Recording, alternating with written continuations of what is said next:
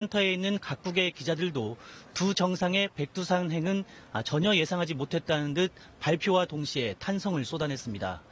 잠시 후에 있을 윤 수석의 브리핑에서도 이 부분에 대한 설명과 기자들의 질의응답이 많을 것으로 보입니다.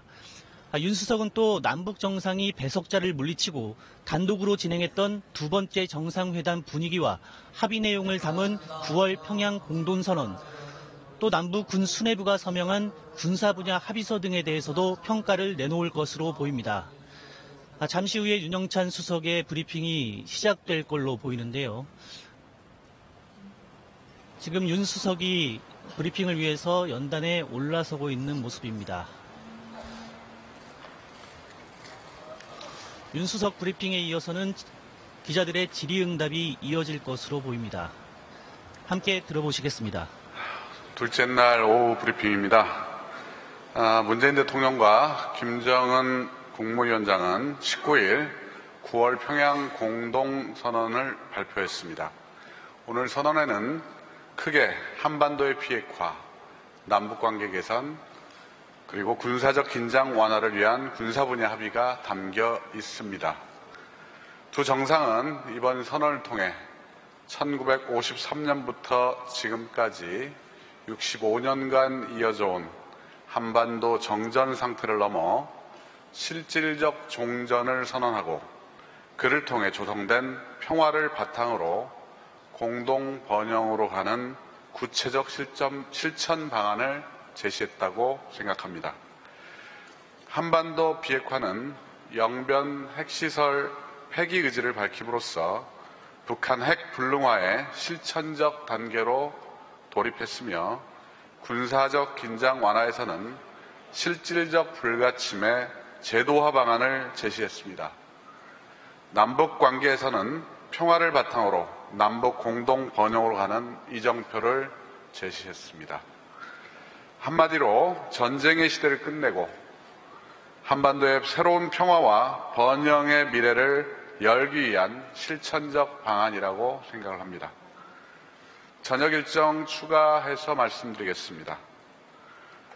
5월 1일 경기장 대집단체조 예술공연에서 대통령께서 북측 참석자 15만 명을 향한 인사 말씀을 하시게 되어 있습니다. 시간은 1, 2분 정도가 될 것으로 예상하고 있고요. 생중계 준비되어 있습니다. 그리고 오늘 오전 남북 정상들이 추가 회담을 했을 때 남측에서는 서훈 국정원장, 북측에서는 김영철 당 중앙위 부위원장이 배석을 한 것으로 확인이 됐습니다. 이상이고요. 아까 김의겸 대변인께서 내일 대통령의 백두산 일정을 공개를 했습니다. 지금 백두산 일정과 관련해서는 여러 가지 구체적 일정을 두고 북측과 협의가 진행되고 있습니다. 대통령께서 백두산에 가시면 내일 삼지연공항으로 이동을 하시게 되고 그리고 거기에서 바로 일정을 마치고 서울로 귀환하는 그런 방안을 가지고 있습니다. 네, 일단 브리핑은 이걸로 마치고요. 일문일답 하겠습니다. 질문 있으시면. 질문 받겠습니다. 그 전에 그 정상회담 배석자가 있는 사진은 인포넷에 배포하도록 하겠습니다. 질문하실 때는 소속사와 이름을 밝혀주시기 바랍니다. 손을 들어주십시오. 예. 유수필 기자 일어나 계시네요.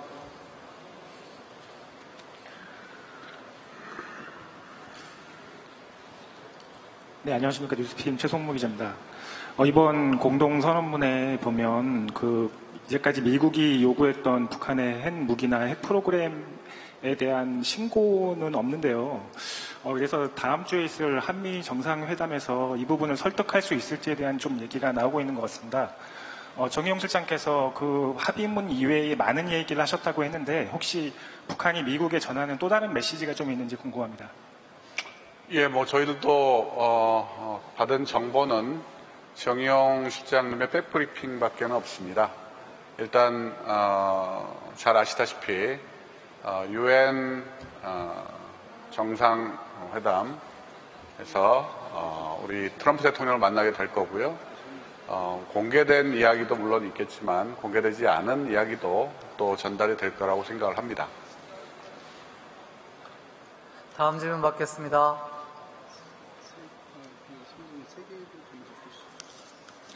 네, 저기 중간에 제가 안 보이는데요. 예, 저 뒤쪽에 가운데 손 들으신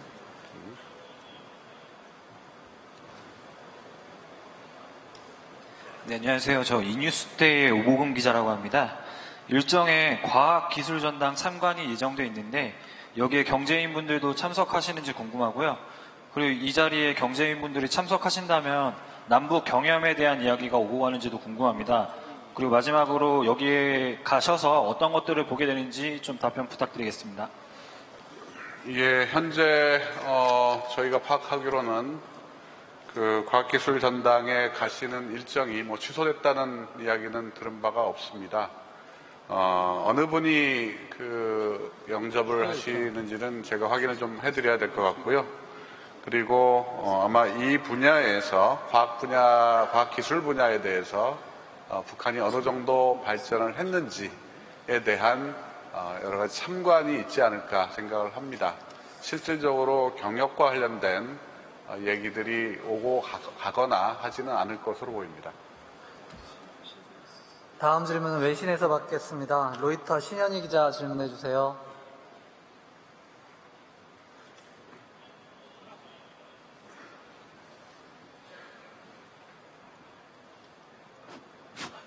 네, 로이터 신현인데요. 아까 앞서 질문에 이어서 질문을 하자면 오늘 발표문에는 없더라도 이제 두 정상 간의 어떤 신고나 검증을 포함한 그런 비핵화 시간표에 대해서 어느 정도 논의를 했고 그리고 좀 어느 정도 공감대가 이루어졌다고 봐도 될지가 궁금하고요. 또 다른 한 질문은 이제 오늘 선언에서 철도와 또 도로 착공식을 올해 안에 열기로 했고 또 개성공단하고 금강산 관광 재개도 좀 우선적으로 이제 여건, 제재 이런 여건을 감안해서 하겠다고 얘기를 했는데 좀 이러한 부분에 대해서 미국에서 좀 남북 관계가 어떻게 보면 비핵화 논의보다 조금 더 너무 빠르게 진전이 된다 이런 우려와 관측이 있거든요. 이거에 대해서 어떻게 생각하시는지 궁금합니다. 예, 이 부분은 구체적인 내용을 제가 내용과 배경에 대해서 더 파악을 해야 되는 상황이고요. 다만 남북관계의 발전이 비핵화의 실질적인 진전으로 이어질 수 있도록 우리 정부는 최선을 다하고 있고 이런 내용과 관련해서 미국 측과도 긴밀하게 협의를 해오고 있다 정도로 말씀드리겠습니다. 다음 질문은 뉴스원의 조소영 기자 질문해 주세요.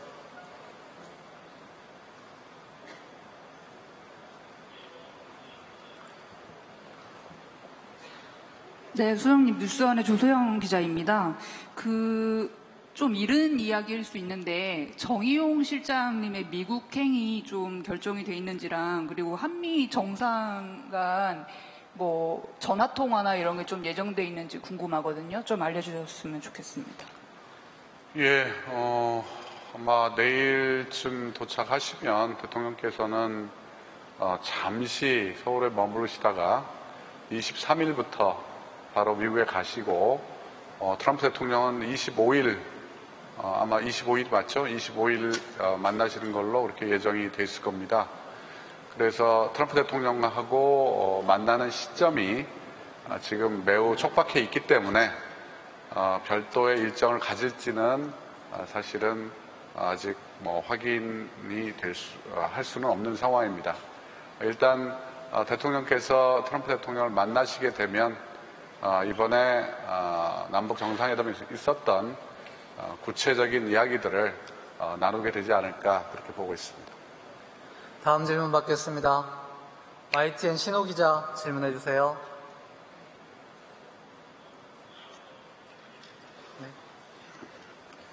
예, 저 YTN의 신호입니다. 두 가지 질문 드리겠는데요. 먼저 이제 오늘 공동 선언문에서 발표된 그 검증의 수준에 대해서 이제 미국이 어떻게 생각하는지 이 부분도 중요할 것 같은데, 근데 발표가 끝난 다음에 트럼프 대통령이 트위터를 통해서 뭐 만족한다는 그 뜻으로 받아들여질 그런 내용을 이제 트위터로 올렸거든요. 사전에 미국과 이 부분에 대해서 공감이 있었는지, 그 동창리 시설 검증 수준에 대한 공감이 있었는지 그거 질문드리고 싶고요. 그리고 두 번째로 이 남북 정상이 함께 백두산을 오른다는 그 행사의 의미에 대해서 수석님께서 좀 설명해 주십시오.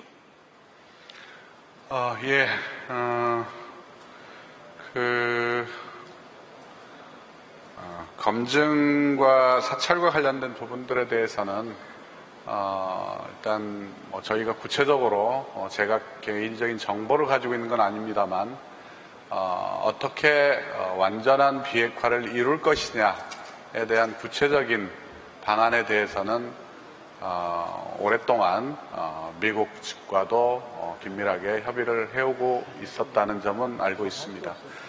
따라서 이런 부분들에 대해서 아마 향후 우리 미국 정부와 또 여러 가지 라인을 통해서 이 안들에 대한 고민들을 더욱더 깊숙이 해나가지 않을까 그런 생각이 들고요. 백두산을 두 정상이 올라가는 의미는 저도 사실은 백두산을 못 가는 입장입니다만 백두산은 우리 민족의 영산이고 가장 또 상징적인 산입니다. 우리 대통령께서도 그동안 여러 차례에 걸쳐 중국을 통하지 않고 우리 땅을 밟고 천지에 오르고 싶다, 백두산에 오르고 싶다는 그런 말씀들을 해오셨고요. 북측에서 아마 이러한 바람을 잘 알고 있었기 때문에 제한을 해오지 않았을까 이렇게 생각을 하고 있습니다. 다음 질문은 파이낸셜 뉴스 조은효 기자 질문해 주세요.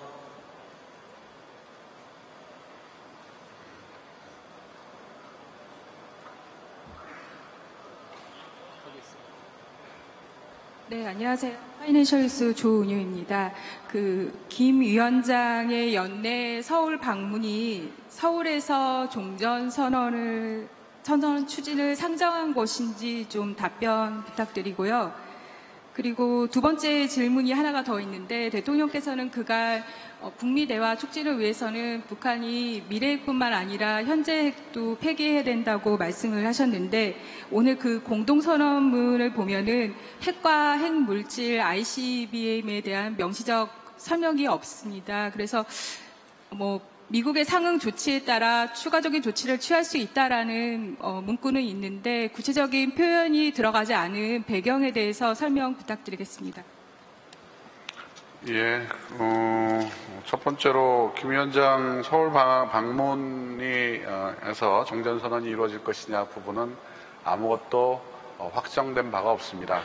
우선적으로는 북한의 최고 지도자로서 서울을 방문한다는 것 자체만으로도 남북관계 또는 동북아 지역의 안보 환경에도 굉장히 중요한 의미가 있기 때문에 그 부분만으로도 의의가 있다고 볼 수 있고요. 김 위원장 북미 대화에서 미래핵이나 이 미래핵은 사실은 얘기가 있었지만 현재 핵물질, 그 다음에 핵무기 폐기 등에 대한 얘기는 없었다고 말씀을 하셨는데, 아무래도 대화를 하다 보면 여러 가지 단계적으로 나아갈 수밖에 없는 것이고요. 영변 핵시설은 여러분들도 잘 알다시피 북한의 가장 실질적이고 상징적인 핵시설이라고 할 수 있습니다. 영변 핵시설의 불능화는 따라서 앞으로 새로운 어떤 신규 핵물질을 생산한다든지 아니면 핵무기를 개발한다든지 할 수 있는 근원을 원천적으로 차단하겠다는 의지이기 때문에 그 자체로 의미가 굉장히 크다라는 생각이 들고요. 그리고 현재 핵에 대한 부분은 앞으로 북미 간의 대화의 진척에 따라서 달려있다, 또 상황이 달라질 거다라는 말씀 드립니다. 네, 마지막으로 한 번만 질문을 받고요. 지명하시겠어요?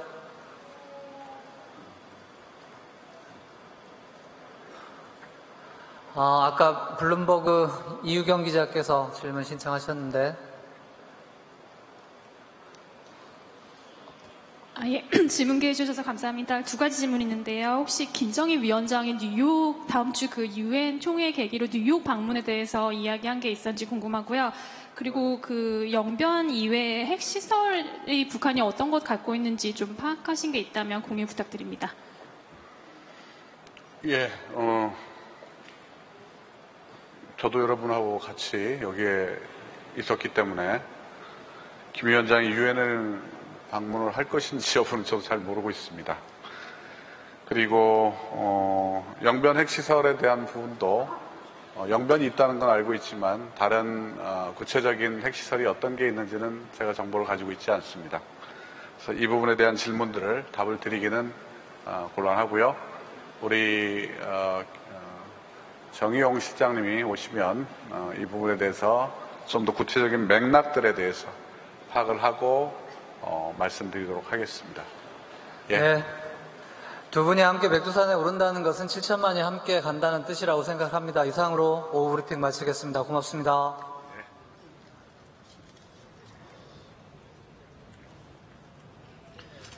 네, 지금까지 윤영찬 청와대 국민소통수석의 브리핑이었습니다.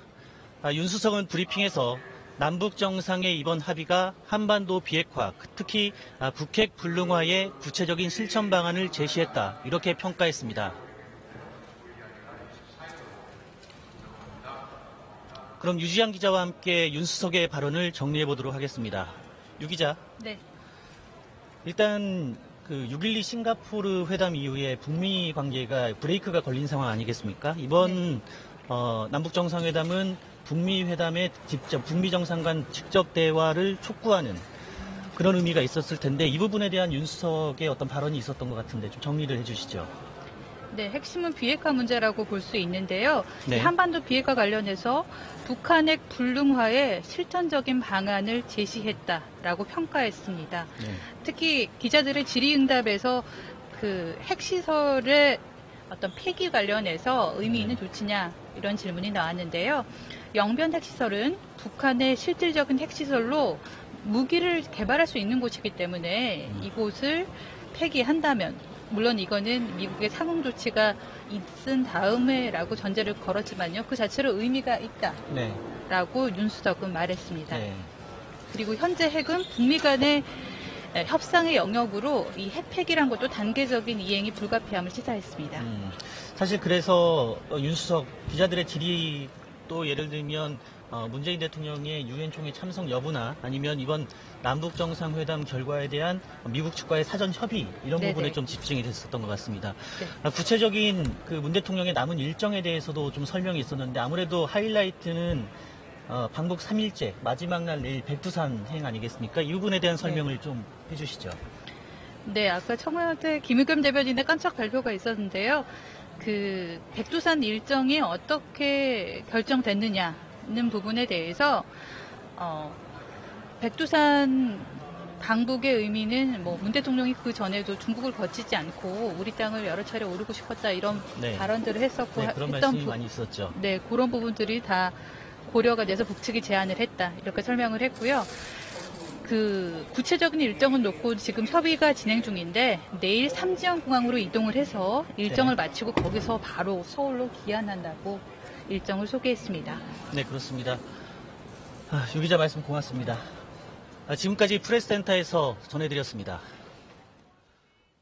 프레스센터에서 황현택 기자였습니다. 새로 들어온 소식이 많습니다. 집중적으로 알아보겠습니다.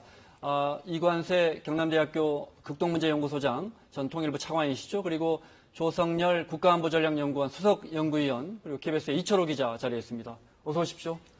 고생이 많으십니다. 자, 지금 들어온 소식부터 여쭤보겠습니다. 문재인 대통령이 저녁을 함께하고 두 정상이 만찬을 하고 집단체조, 빛나는 조국을 보는 것까지는 알고 있었는데 대중들 앞에서 연설을 한다고요? 그러면 한 10만 명, 15만 명 앞에서 연설을 하게 되는 건데 우리 대통령이 북한 대중들 앞에서 연설한 적이 과거에 있었습니까? 처음이죠. 처음입니다. 네. 네. 생중계된다고 하는데 역사적 장면이 될 수 있겠군요. 그 남북 정상회담을 통해서 북한 주민들한테 주는 메시지가 여러 가지 있겠지만 네. 남북 관계를 새롭게 발전적으로 취해 나가고 또 한반도 비핵화라든가 많이 있지만 우리 대통령께서 직접 북한 주민들 앞에서 여러 가지 그 남북 관계 개선이나 또 이 한반도의 평화 정착 문제 네. 또 앞으로 나가야 방향 이런 의지 이런 방향에 대해서 직접 얘기를 하신다면 그건 아주 새로운 네. 큰 변화라고 생각합니다. 네. 조 박사님, 우리 문 대통령이 10만여 명이 넘는 북한, 그러니까 평양 시민들 앞에서 던질 메시지도 궁금하지만 빛나는 조국이라는 정말 거대한 집단 체조를 통해서 북한이 전 세계에 보여줄 메시지도 역시 궁금합니다. 예, 원래 빛나는 조국은 구구절 네. 북한 정권 창립 70주년을 맞이해서 이제 만들어진 그 집단 체조인데요. 네. 이 부분에 원래는 이제 반미구호가 섞여 있었습니다. 네. 근데 이제 이번에 문재인 대통령의 참석을 계기로 해서 전면적으로 이제 좀 개작을 했고 네. 반미적인 요소는 다 없애고 아마도 이제 또 내용 중에 보면은 4.27 판문점 선언의 내용이 나온다고 합니다.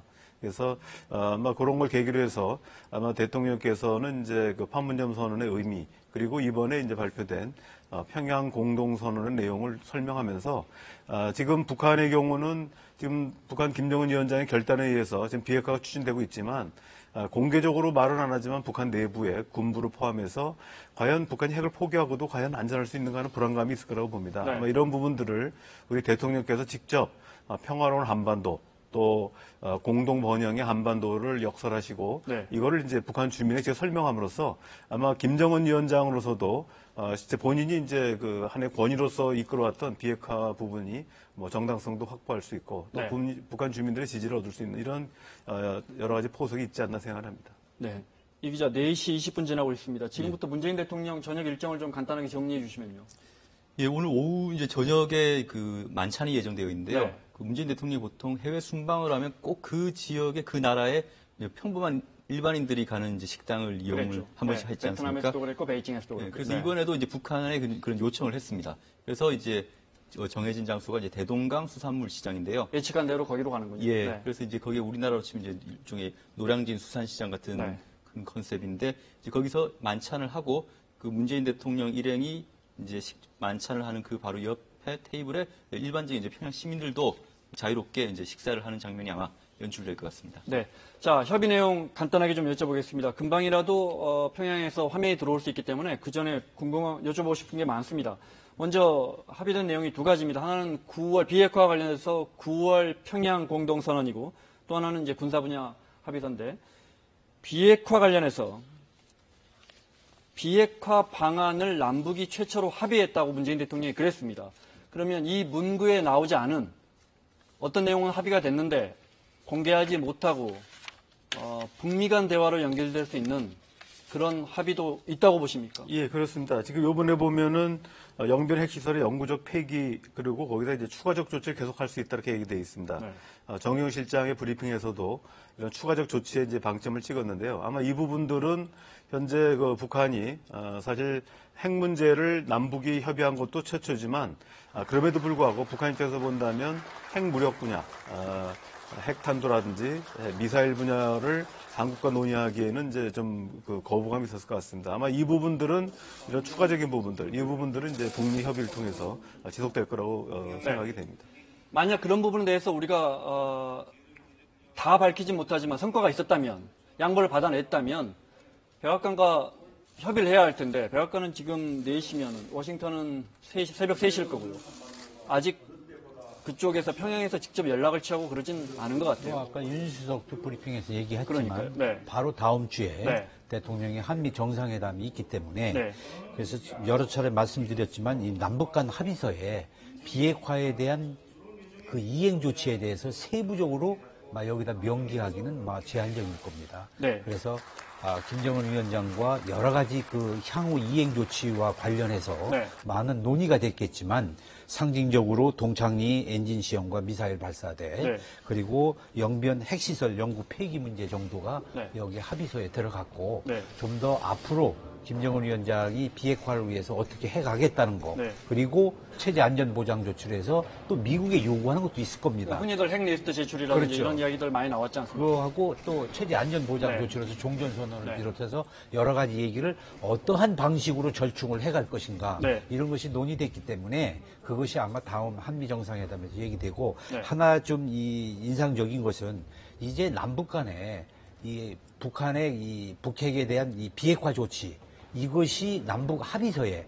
이렇게 두 가지지만 네. 명기가 됐다는 거 그리고 남북 간의 합의의 주요 의제로서 네. 상정이 돼서 실질적으로 논의가 됐다는 것이 4.27 때도 비핵화는 명시가 되지 않았습니까? 완전한 비핵화를 한다는 거 정도 하나지 네. 구체적으로 뭐 그렇군요. 어디를 어떻게 한다 엔진 이행 조치에 시험장이나 대해서 미사일 발사 때 폐쇄가 네. 명시된 거 그런 그게 것은 한 발짝 더 앞으로 나온 거 없었죠. 그래서 네. 4.27도 물론 의미가 있지만 네. 오늘 이 9월달 공동선언에서도 구체적으로 이렇게 명기된 거는 남북 합의서에서 아마 친초일 네. 겁니다. 알겠습니다.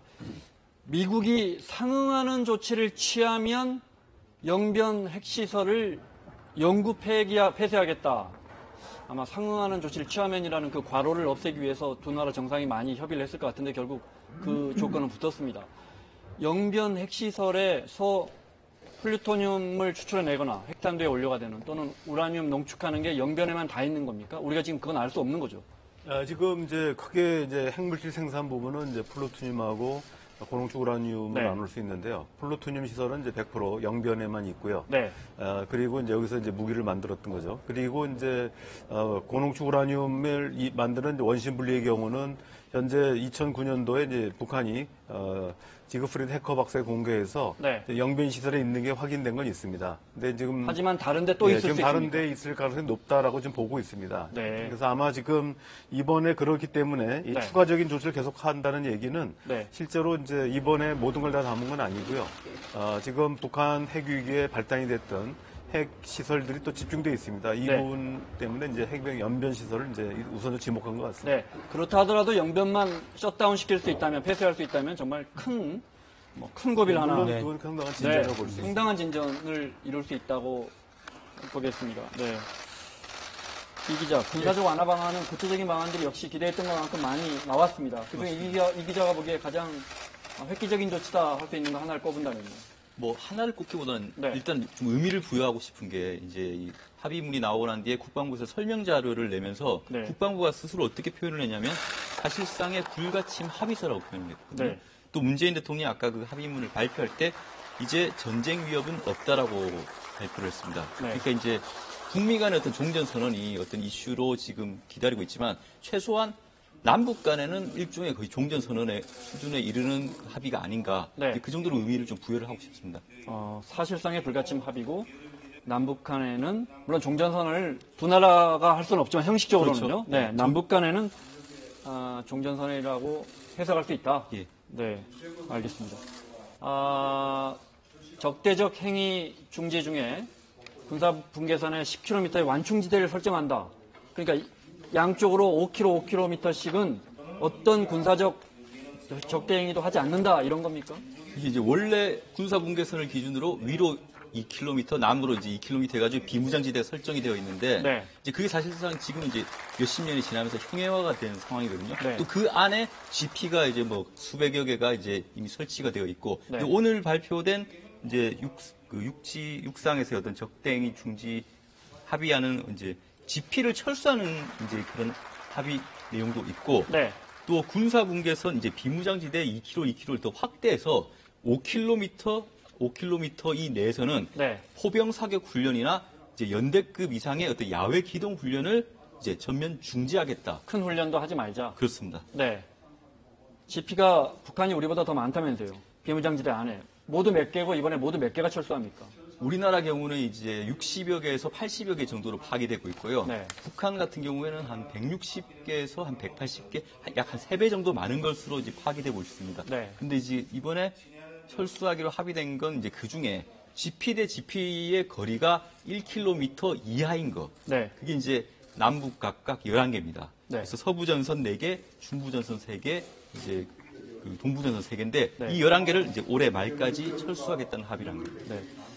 차관님 한 1분 정도밖에 시간이 없는데 NLL의 그 공동 조업할 수 있는 구역을 만드는 문제, 원론적인 합의만 되풀이되고 있는 거죠. 지금 어떻게 된 겁니까? 그래서 그 해상에서도 그 적대행위 중지 문제. 네. 그래서 그 아주 지역까지 네. 덕적도로부터 북측의 초도 또 남측의 속초로부터 북측의 통천까지 네. 80km 해역을 완충 수역으로 설정을 해서 네. 거기서 함포 사격이라든가 기동 훈련을 하지 않고 또 이 그 NLL 상에 네. 일정 구역을 뭐 평화 구역으로 설정을 해서 어로 활동을 할 수 있도록 네. 뭐 지정을 해서 아까 그 저 인터뷰에도 나왔습니다만은 네. 조금 더 그 시범적으로 하는 거기 때문에 이게 그 어장 관리하는 네. 사람들은 좀 확대를 해서 네. 해줬으면 좋겠다는 얘기가 아마 그런 얘기인 것 같습니다. 조만간에 남과 북의 어민들이 함께 조업을 할 수 있는 공간이 생긴다 이렇게 봐도 되는 겁니까? 공동 어로 구역이 설정이 되면 지금 시범적이지만 그게 가능한 거죠. 현재로서는 네. 이제 아직 확정된 건 아니고요. 네. 지금 이제 지금 얘기 기준선, 다시 말하면 이제 NLL을 기준으로 할 것인지가 아직 확정이 안 된 것 같습니다. 그래서 군사공동위원회를 이제 만들기로 했기 때문에 여기서 실무적으로 논의해서 확정 짓는다. 그러니까 나머지는 다 통행 규칙이나 여러 가지는 다 된 것 같은데 그 네. 부분이 이제 아직 과제로 남아 있는 것 같습니다. 지금 들어오는 화면, 지금 평양에서 실시간으로 들어오는 화면 보고 계십니다. 이건 아마 오전 정상회담 때 앞서 윤영찬 수석이 설명한 것처럼 정상회담 자리가 아니군요. 네. 저기 아마 오찬 아마 능라도 5.1 광장에 지금 그 청강객에서 들어가는 장면이 아닌가 네, 네. 아까는 그 회담 장면이 맞는 것 같고. 네, 방금 서훈과 김용철 네네. 부위원장이 보여서 저는 아까 오전 정상회담 장면이 아닌가 싶었는데. 네. 잠깐 그 화면에 잠깐 나왔고. 네. 네. 그리고 지금은 5.1 경쟁장에 이제 시민들이 들어가는. 네. 옥류관이군요. 네, 옥류관. 오찬을 옥류관에서 했죠. 오찬 장면인 것 같습니다. 네. 이게 시간 차이가 있어가지고 지금 시간이 아닌 것 같습니다. 그렇습니다. 그리고 아마 두 정상이 오찬을 함께한 옥류관. 과거 김대중 대통령이나 노무현 대통령도 방북했을 때 저기서 옥류관을 거기서 네. 오찬한 적이 있죠. 제 기억에 화면을 본 것 같은데요. 네. 4월 판문점 정상회담 때 이제 공수된 평양냉면이 바로 저기서 그때 그렇군요. 멀리서 왔다고 하려다가 김정은 위원장이 멀리서 왔다면 안 되겠구나 했던 데가 바로 저기서 온 거군요. 네. 역시 한반도기가 걸려 있습니다. 네. 굉장히 좀 성의를 보인 것 같습니다. 우리 쪽을 네. 배려한 모습이 확인이 드러납니다. 네.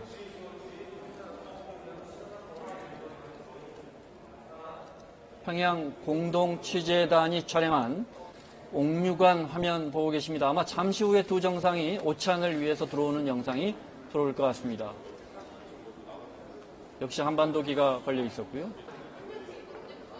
한반도기가 심지어 노동당 어제 정상회담했던 노동당 본부청사에도 걸려 있었어요. 네. 매우 이례적입니다. 인공기를 빼고 한반도기가 걸려 있는 장면이 화면에 나왔었습니다.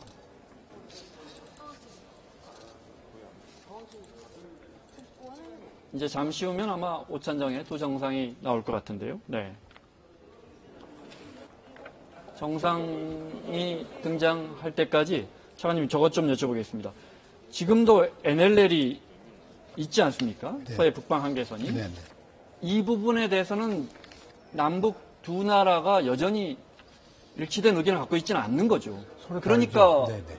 거기에 어느 구역을 설정해서 공동 조업을 할 것이냐 이 문제도 그 영역을 정한다는 게 쉽지는 않은 거죠. 영역을 정하는데 중요한 거는 네.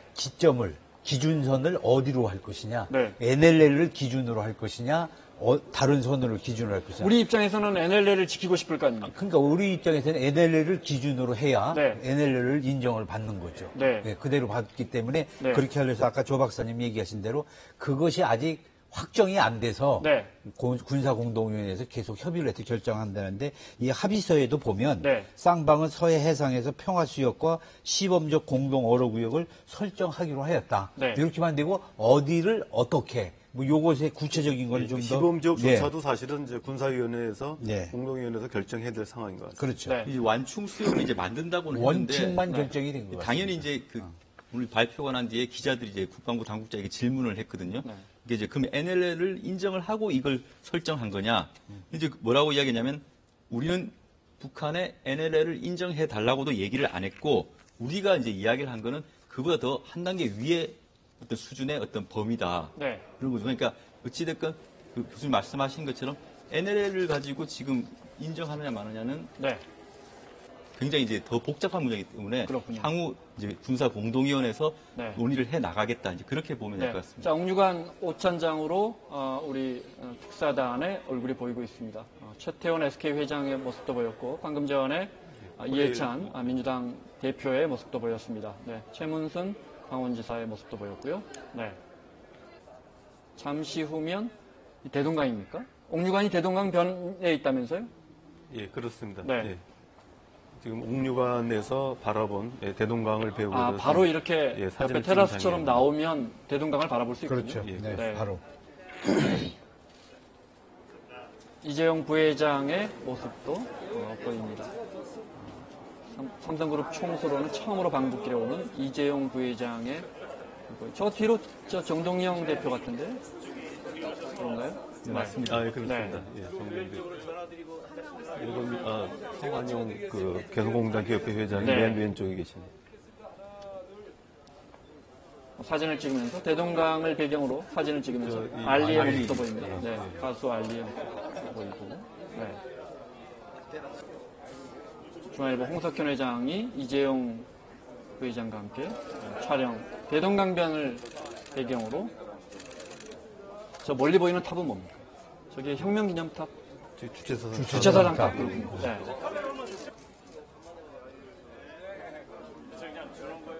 박지원, 문정인 교수.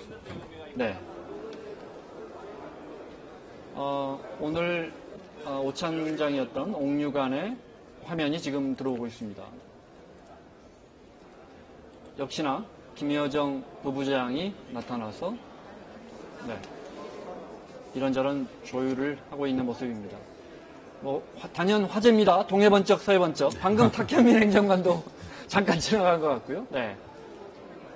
정말 거의 모든 행사를 진두에서 보이지 않게 이정미 정의당 대표와 이해찬 대표입니다. 회담까지 참석을 하니까. 네. 그러니까요. 행사 지휘뿐만이 아니고. 네.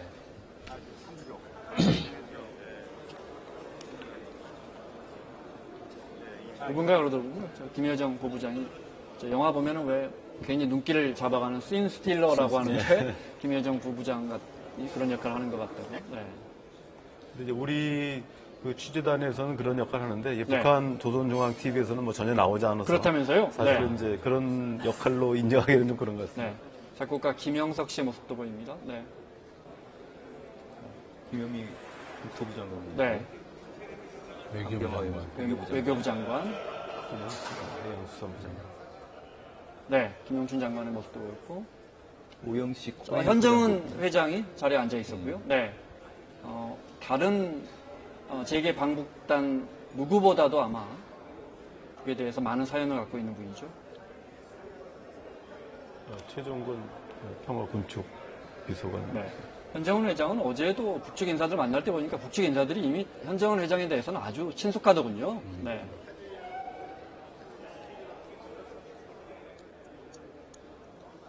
문정인 특보의 모습이 보이고 오른쪽으로 정동영 대표입니다.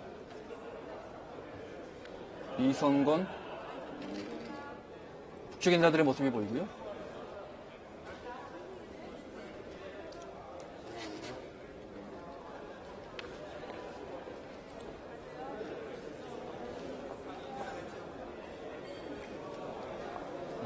오늘 오후 옥류관 오찬장의 화면 보고 계십니다. 네. 재계 인사들의 모습이 보이고요. 네. 정용 실장.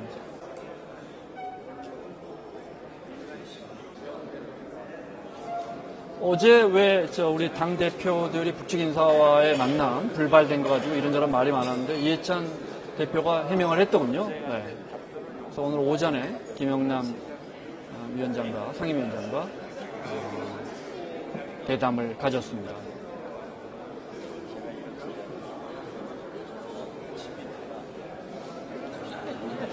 이제 아마 특사단이 모두 배석한 거 보니까 자리를 잡은 거 보니까 곧 두 정상이 오찬장의 모습을 드러낼 것 같습니다.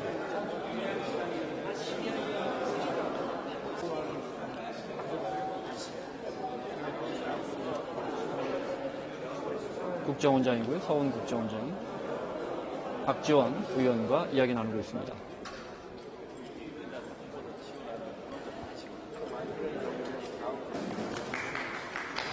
자, 네, 두 정상이 옥류관에 부부 동반으로 도착했습니다.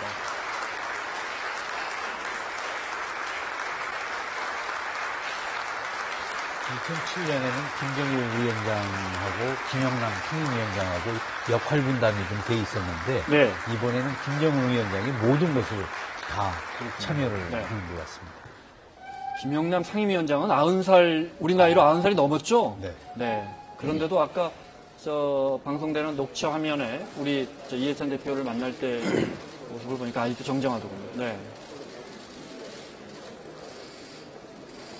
이 영상이 들어오기 전에 이제 먼저 들어온 사진을 보면 네. 이제 이 옥류관에서 문재인 대통령과 김정일 위원장 그 부부가 일어나서 이제 건배를 하는 그런 장면도 있더라고요. 네. 좀 나올 것 같습니다. 기다려보겠습니다.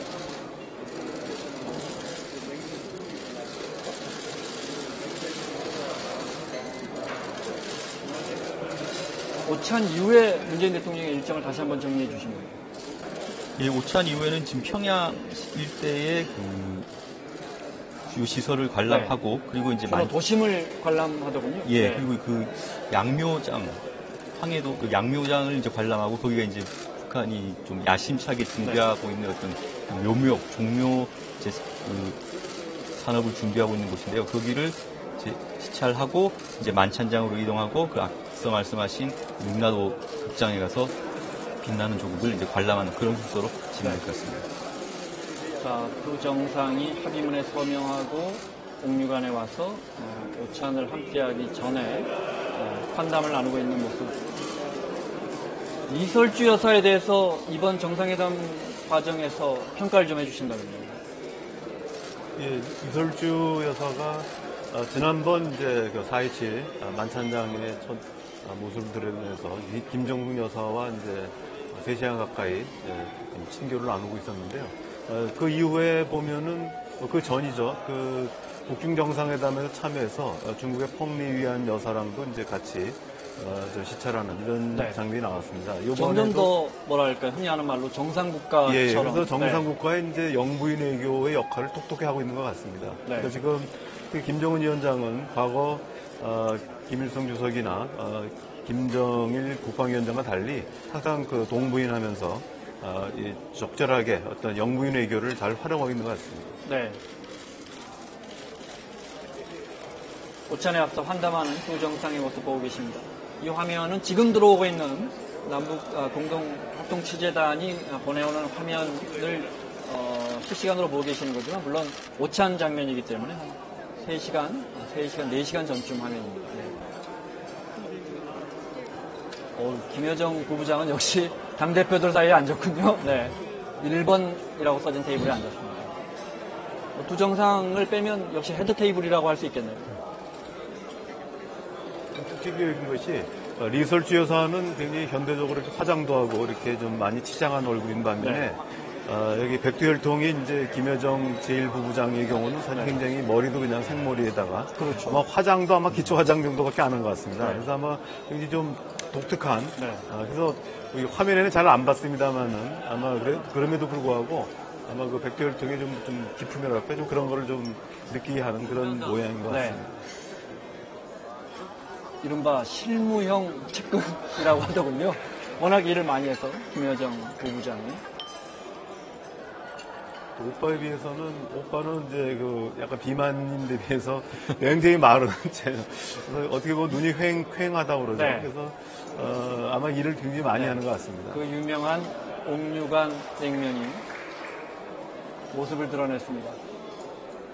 그야말로 평양냉면입니다. 지난 4.27 때 왜 그런 대담이 오고 갔었잖아요. 평양냉면 먹는다고 하면 또 우리 서울 시내나 전국의 평양냉면집들이 특히 냉면집들이 손님들이 이어졌다고요. 저는 사실은 그 다음날 그 냉면집에 갔는데 줄이 길어가지고 못 먹은 데 있습니다. 네. 또 이런 화면이 계속 나가면 또 영향을 줄지도 모르겠습니다. 네. 옥류관이 한 2,000명까지 수용이 가능하니까. 2,000명? 네. 아, 옥류관이 네. 2,000명까지 들어갈 수 있군요. 네. 그래서 저 냉면 뭐 단체로 네. 뭐 시식하고 먹는 데는 전혀 문제 없을 겁니다. 네.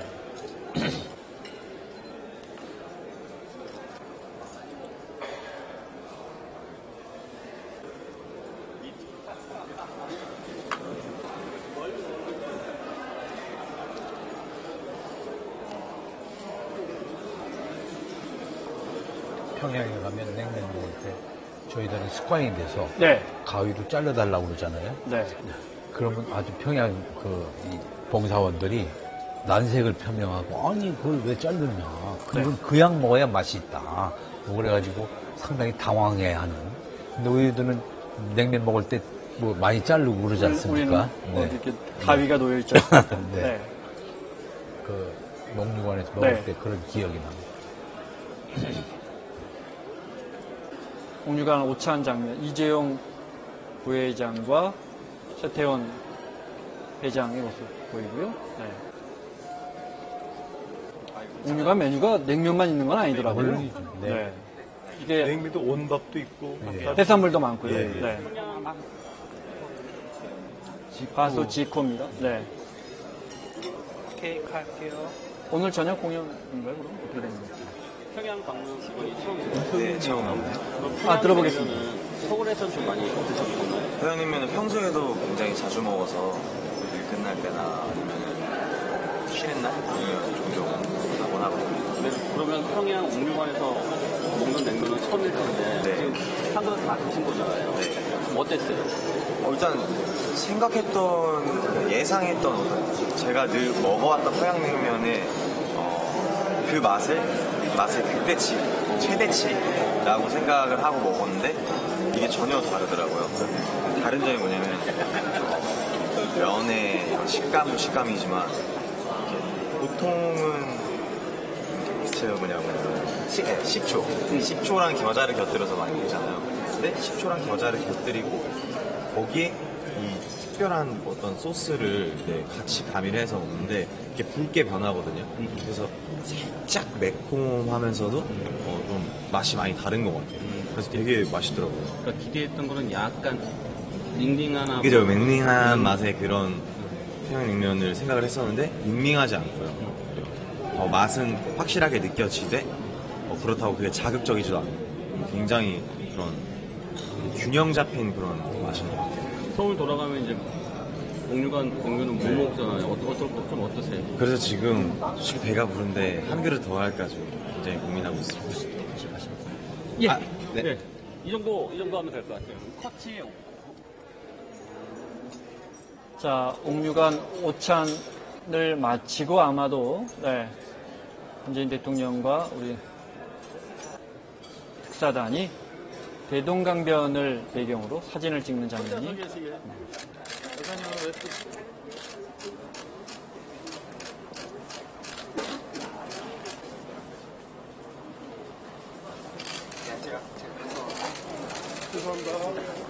김무겸 대변인이고요.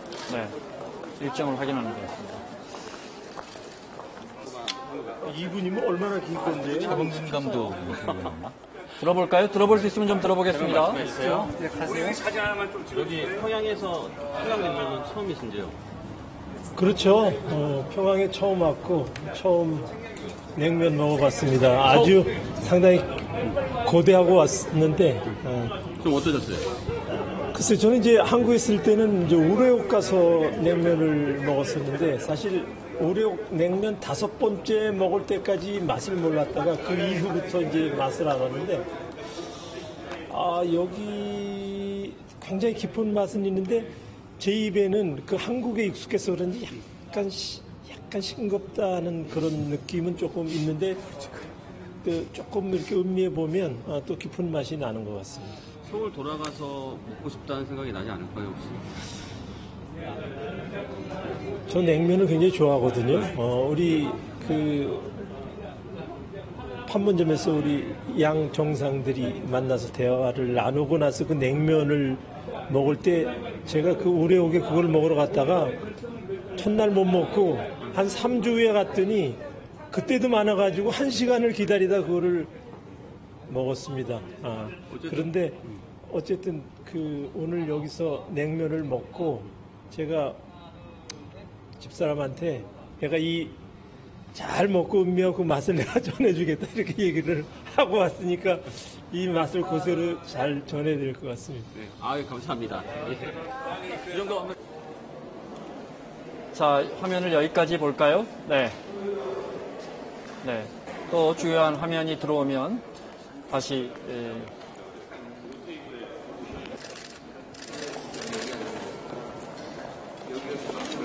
옥류관 오찬 장면 화면이 계속 들어오고 있는데요. 네.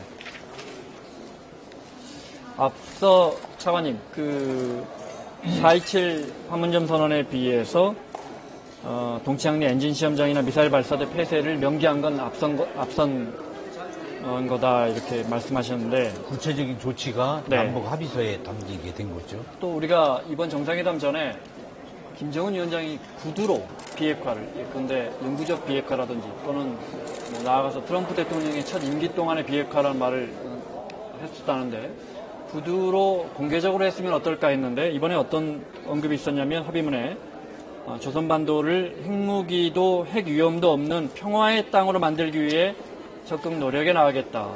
이렇게 구두로 확약한 부분은 어떻게 보십니까? 뭐 비핵화 의지를 다시 한번 천명한 거죠. 그건 뭐 재확인의 라고 볼 수 있고 네. 그래서 아까도 말씀드렸습니다만 오늘 1시간 10분 동안 비공개 단독 회담도 있었지만 네. 많은 이 비핵화에 관련돼서 또 체제 안전보장 조치와 관련돼서 논의가 있었을 겁니다. 그래서 합의서에는 두 가지만 실렸지만 네. 많은 논의가 있고 많은 다양한 협의가 있었기 때문에 네. 그걸 토대로 해서 다음 주에 한미 정상회담에서 협의가 되고 그래서 아마 앞으로 북미 대화가 다시 가동되면서 진전이 되지 않을까 이렇게 예상을 합니다. 네. 군사 이 기자. 예. 군사적 긴장 완화에 대한 여러 합의들 중에 비무장지대 합의 우리가 알아봤는데 사실은 예. 참 격세지감입니다. 지난해 이맘때 벌써 북한은 육체 핵실험인가요? 했었고 북한에 미사일 쏘고 그랬었는데. 그렇죠. 연천에 이제 대북 확성기 방송을 시작하니까 네. 향해서 이제 포를 쏘게 됐었고요. 네. 불과 2-3년 전 얘기죠. 네. 그런데 이제 일체 적대적 행위를 하지 않는다. 예. 이렇게 말했단 말이죠. 예. 이 부분에 대해서 설명해 주시면. 그러니까 이제 국방부는 이게 이제 사실상의 불가침 합의다. 네. 네, 그렇게 평가를 했고요. 이제 문재인 대통령은 이제 전쟁 위협이 사라진 것이라고 이제 의미를 부여를 했습니다. 그리고 이번 군사합의서 1조 1항을 보면 이제 쌍방은 어떠한 경우에도 무력을 사용하지 않기로 하였다. 네. 아예 명시를 했고요. 단계적인 어떤 분축까지 사실상 합의를 한 내용이거든요. 네. 그러니까 한반도 긴장 완화에 대해서 굉장히 이제 좀 나름대로 의미를 부여할 수 있는 이제 조치가 취해진 거라고 볼 수 있겠습니다. 네. 위원님, 내일 아직 구체적인 내용은 나오지 않았지만 두 정상이 백두산 갑니다. 예, 네. 그렇습니다. 그러면 비행기편으로 가게 될까요? 공항 사정이나 이런 건 어떻습니까? 예, 거기 삼지연 공항은 네. 김정은 위원장도 비행기편으로 실제로 방문합니다. 그래서 네. 삼지연 공항이 있고 아마 잘 정비된 거라고 알고 있고요. 거기서 이제 북한 백두산의 가장 높은 봉인 장군봉까지 또 도로가 잘 닦여 있기 때문에 네. 아마도 그 부분까지는 차편으로 올라가는 아마 트래킹까지 할 시간은 없을 것 같고요. 네.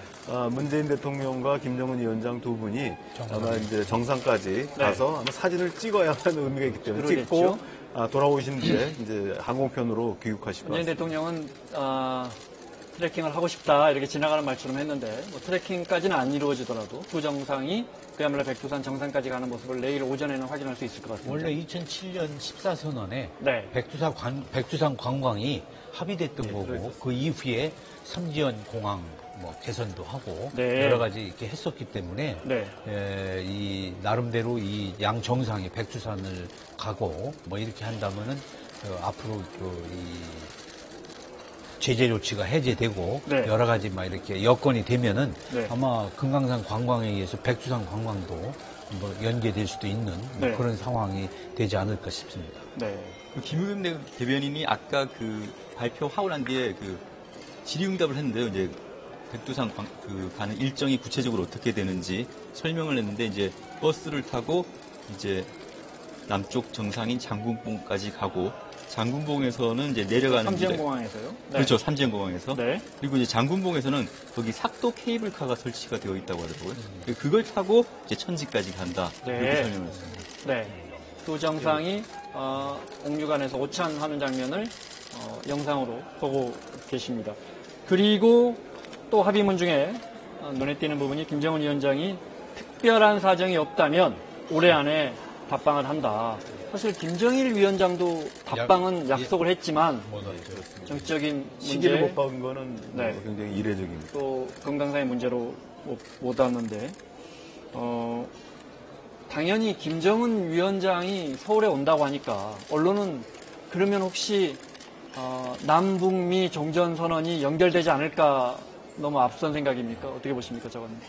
글쎄, 그거는 남북미 종전선언 연결 문제는 이제 오늘 뭐 이 합의서도 나왔지만 네. 한미 정상회담이 이어서 북미 정상회담이 이어지는 그 과정에서 과연 진전이 어떻게 되느냐에 따라서 네. 그런 형태 또 뭐 여러 가지 형태에서 종전선언도 얘기가 되지 않을까 싶습니다. 그 진전선언은 유엔 총회 전후로 해서 폼페이오 국무장관이 다시 평양에 들어가느냐 안 들어가느냐로 분명하게 확인할 수 있겠네요. 그 폼페이오 장관이 들어간다는 거는 2차 북미 정상회담을 전제로 할 수 있다고 보죠. 네. 폼페이오 장관이 가서 실무적으로 협의가 잘 되면 2차 북미 정상회담이 열릴 수 있는 거니까. 네, 그렇습니다. 그러니까 지금 이번에 이제 세 번째 남북 정상회담 바로 또 다음 주에 한미 정상회담이 예고가 돼 있습니다. 네. 그리고 북미 정상회담은 이제 지금 김정은 위원장이 트럼프 대통령의 친서로 제안한 상태고요. 네. 그렇기 때문에 지금 장관님 말씀하신 대로 잘 진행된다면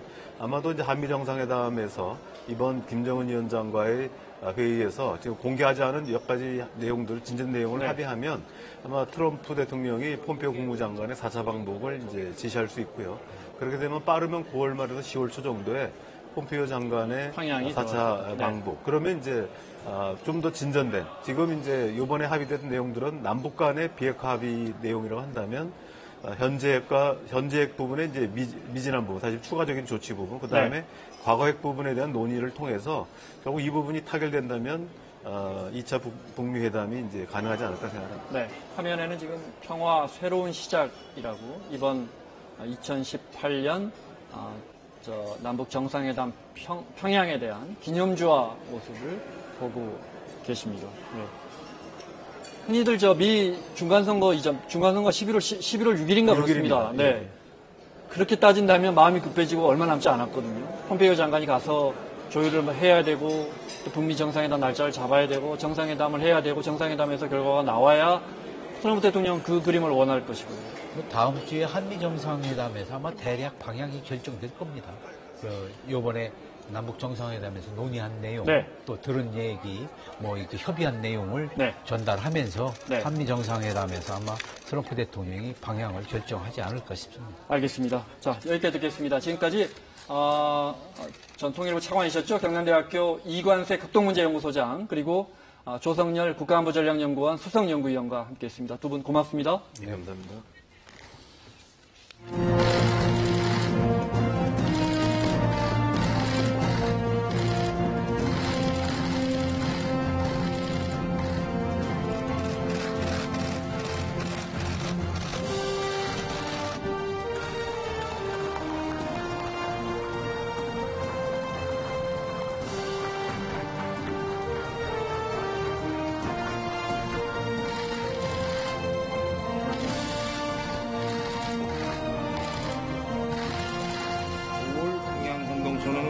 관계 개선에 더 높은 한계를 내려놓고 조선 반도를 공고한 평화 안전지대로 만들며 평화 번영의 시대를 보다 앞당겨 오게 될 것입니다. 남과 북은 오늘 한반도 전 지역에서 전쟁을 일으킬 수 있는 모든 위험을 없애기로 합의했습니다.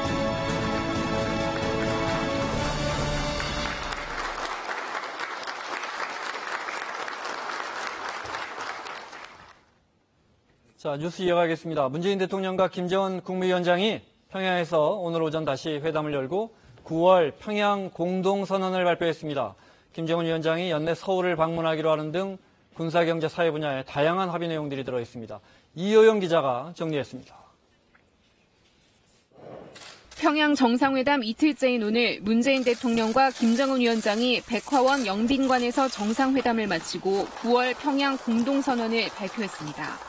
남북 정상은 김정은 국무위원장이 문재인 대통령의 초청에 따라 가까운 시일 내로 서울을 방문하기로 합의했습니다. 문 대통령은 기자회견에서 특별한 사정이 없으면 올해 안에 김정은 위원장의 서울 방문이 이루어질 것이라고 밝혔습니다. 이와 함께 한반도 전 지역에서의 실질적인 전쟁 위험을 제거하기로 하고 판문점 선언 이행을 위한 군사 분야 이행 합의서를 부속 합의서로 채택했습니다. 남북 군사공동위원회를 조속히 가동해 합의서의 이행 실태를 점검하고 우발적 무력 충돌 방지를 위한 상시적 소통과 긴밀한 협의를 진행하기로 했습니다. 경제협력 분야에서는 올해 안에 동서해선 철도 및 도로 연결을 위한 착공식을 하기로 했습니다. 또 조건이 마련되는 데 따라 개성공단과 금강산 관광사업을 우선 정상화하고 서해 경제공동특구와 동해 관광공동특구를 조성하는 문제를 협의해 나가기로 했습니다. 이산가족과 관련해선 금강산 이산가족 상설면회소를 빠른 시일 내에 개소하기로 하고 이산가족의 화상상봉과 영상편지 교환 문제를 우선적으로 해결해 나가기로 합의했습니다.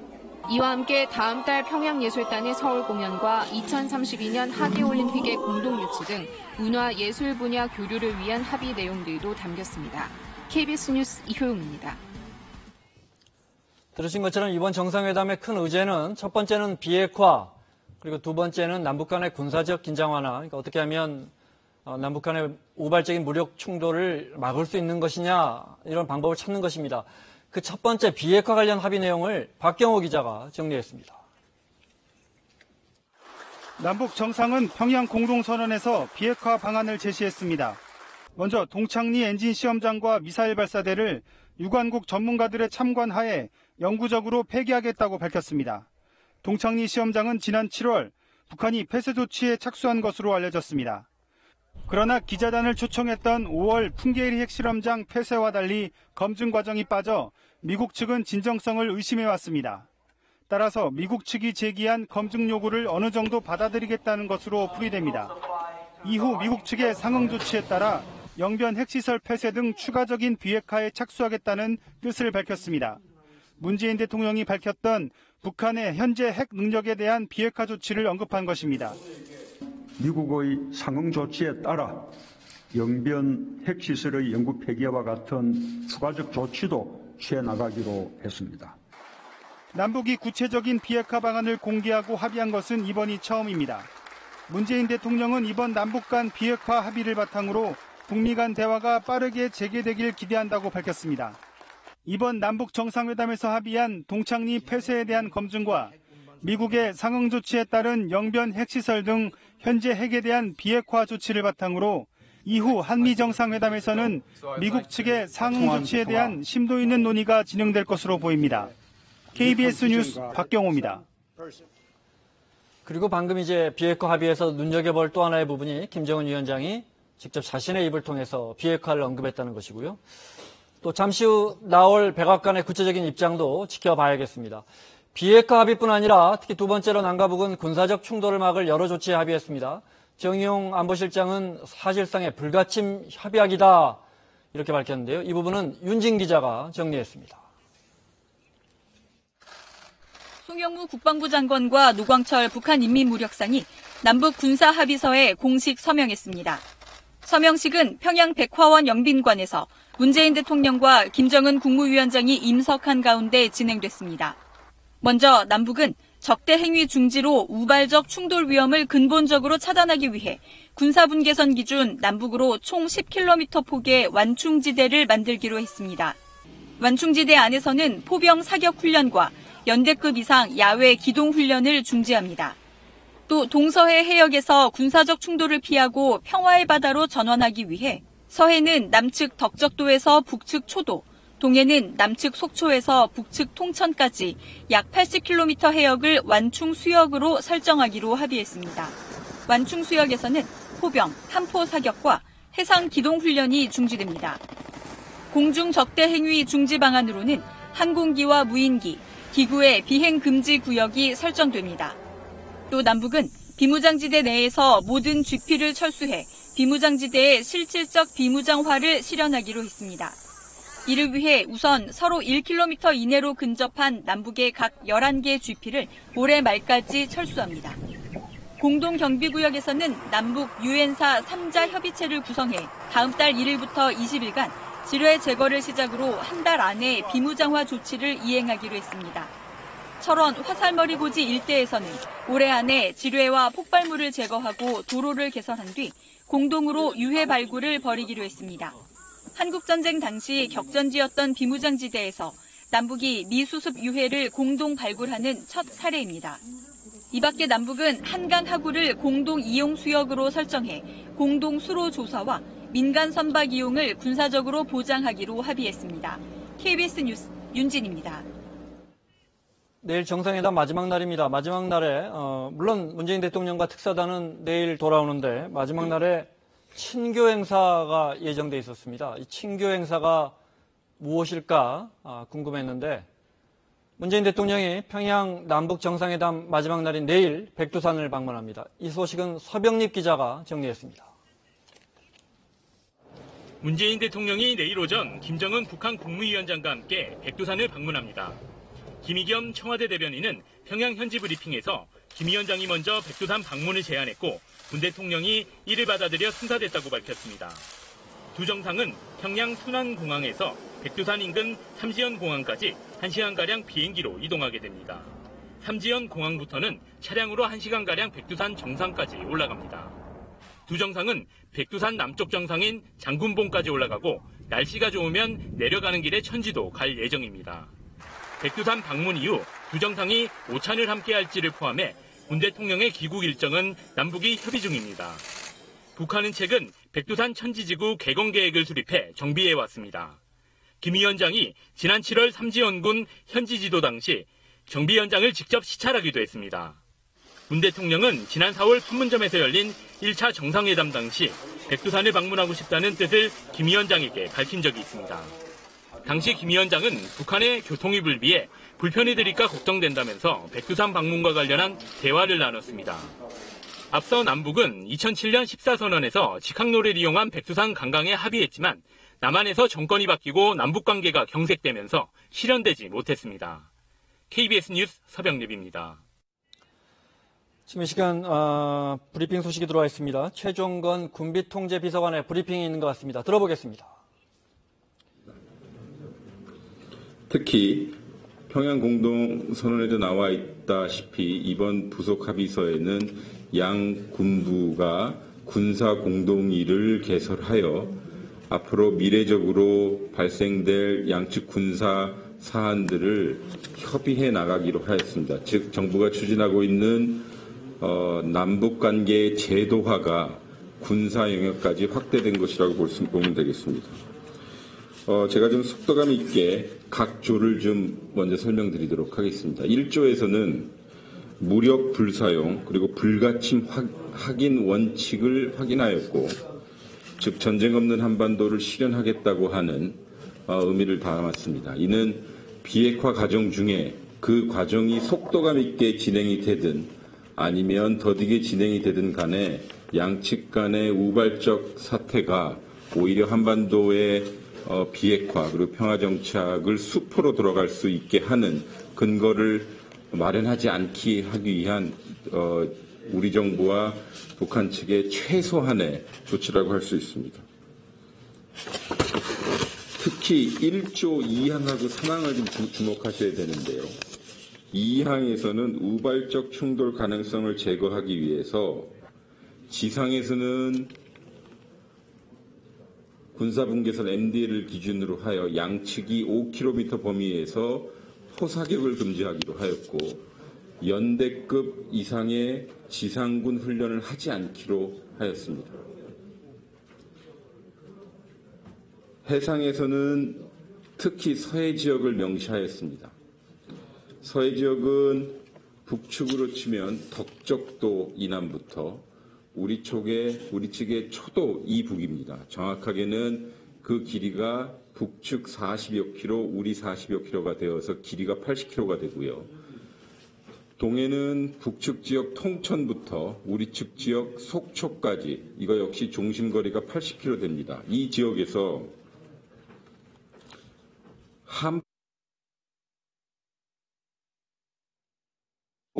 즉 포의 여기에 덮개를 설치하고 그다음에 포문을 폐쇄하기로 하였습니다. 그간 남북관계의 발화점, 남북관계 분쟁의 발화점이라고 했던 서해 바다를 분쟁의 바다에서 평화의 바다로 전환시키는 획기적인 합의 조치라고 생각합니다. 지상 5km, 해상 각각 40km는 11월 1일부터 시행하기로 하였습니다. 공중은 우발적 충돌 가능성을 획기적으로 감소시키기 위해서 비행금지 구역을 설정했습니다. 그러나 이 공중에서 전개되는 무기의 특성상 이 기종에 따라 그리고 지역에 따라 금지 구역이 다릅니다. 또 우리 측 입장에서 봤을 때는 수도권이 MDL에 근접하고 있어서 서부와 동부로 나눠져 있습니다. 이 자세한 것은 이 합의서를 보시면 나올 수 있는데요. 즉, 그 부분은 제가 말씀드리지 않겠습니다만은 공군의 특성 감안시 임박한 위협 요인 완화 효과가 상당히 크다라고 생각합니다. 이는 다시 한번 말씀드리지만 우리 측만 한 것이 아니라 양측이 균등하게 한 것입니다. 1조 4항과 5항 역시도 주목할 필요가 있는데요. 4항에 있어서는 상호 간 우발적 충돌 방지를 위한 공동규범을 확립하였습니다. 이거는 해상과 지상에서는 이 공동의 작전 수행 절차를 마련한 것입니다. 즉, 이것도 역시 합의문에 나와 있어서 제가 생략을 하겠습니다만 소위 우발 충돌 방지를 위해 양측이 작전 수행 절차 혹은 대책을 동일화했다는 데 큰 의미가 있습니다. 즉 그간 이 소위 군사 현장에서 발생될 수 있는 우발 상황을 양측이 소통하고 그 이후에 작전 조치를 취하는 공동의 규범을 마련한 것입니다. 즉 이번 부속합의서의 1조는 그간 선언적 수준에서 멈추었던 군사적 긴장 완화가 목표 시한, 지역, 그리고 육해공의 군사적 특성 그리고 지리적 특성에 맞게 매우 세밀하게 양측이 상호적으로 조율하였고 타결을 볼 수 있었습니다. 2조는 통상 얘기했던 평화지대화에 관련된 것인데요. 평화지대화라고 하면 4가지 요소로 구성되어 있습니다. 언론에서 많이 나왔던 이 감시초소, GP 철수 부분 하나하고요. 두 번째는 판문점 공동경비구역의 비무장화, 세 번째는 이 DMZ 지역에서 공동유해 발굴, 그리고 마지막으로는 이 유해 발굴, 그러니까 역사 유적지에 관련된 발굴을 위한 군사적 조치입니다. 특히 이 비무장지대의 감시초소 철수는 올해 말까지 상호 이격거리가 1km 이내에 있는 11개 감시초소를 상호 간에 식별하여 연말까지 철수를 하기로 합의를 하였고요. 그리고 근본적으로 이 비무장지대에 있는 모든 감시초소를 철수하는 것을 합의한 것을 명기하였습니다. 그리고 제가 지금 이 말씀드린 이 부분에 있어서는 부침 문서로 따로 각 단계 그리고 필요한 조치, 투입 인원 그리고 각 단계별로 소요되는 시간까지도 다 명기하였습니다.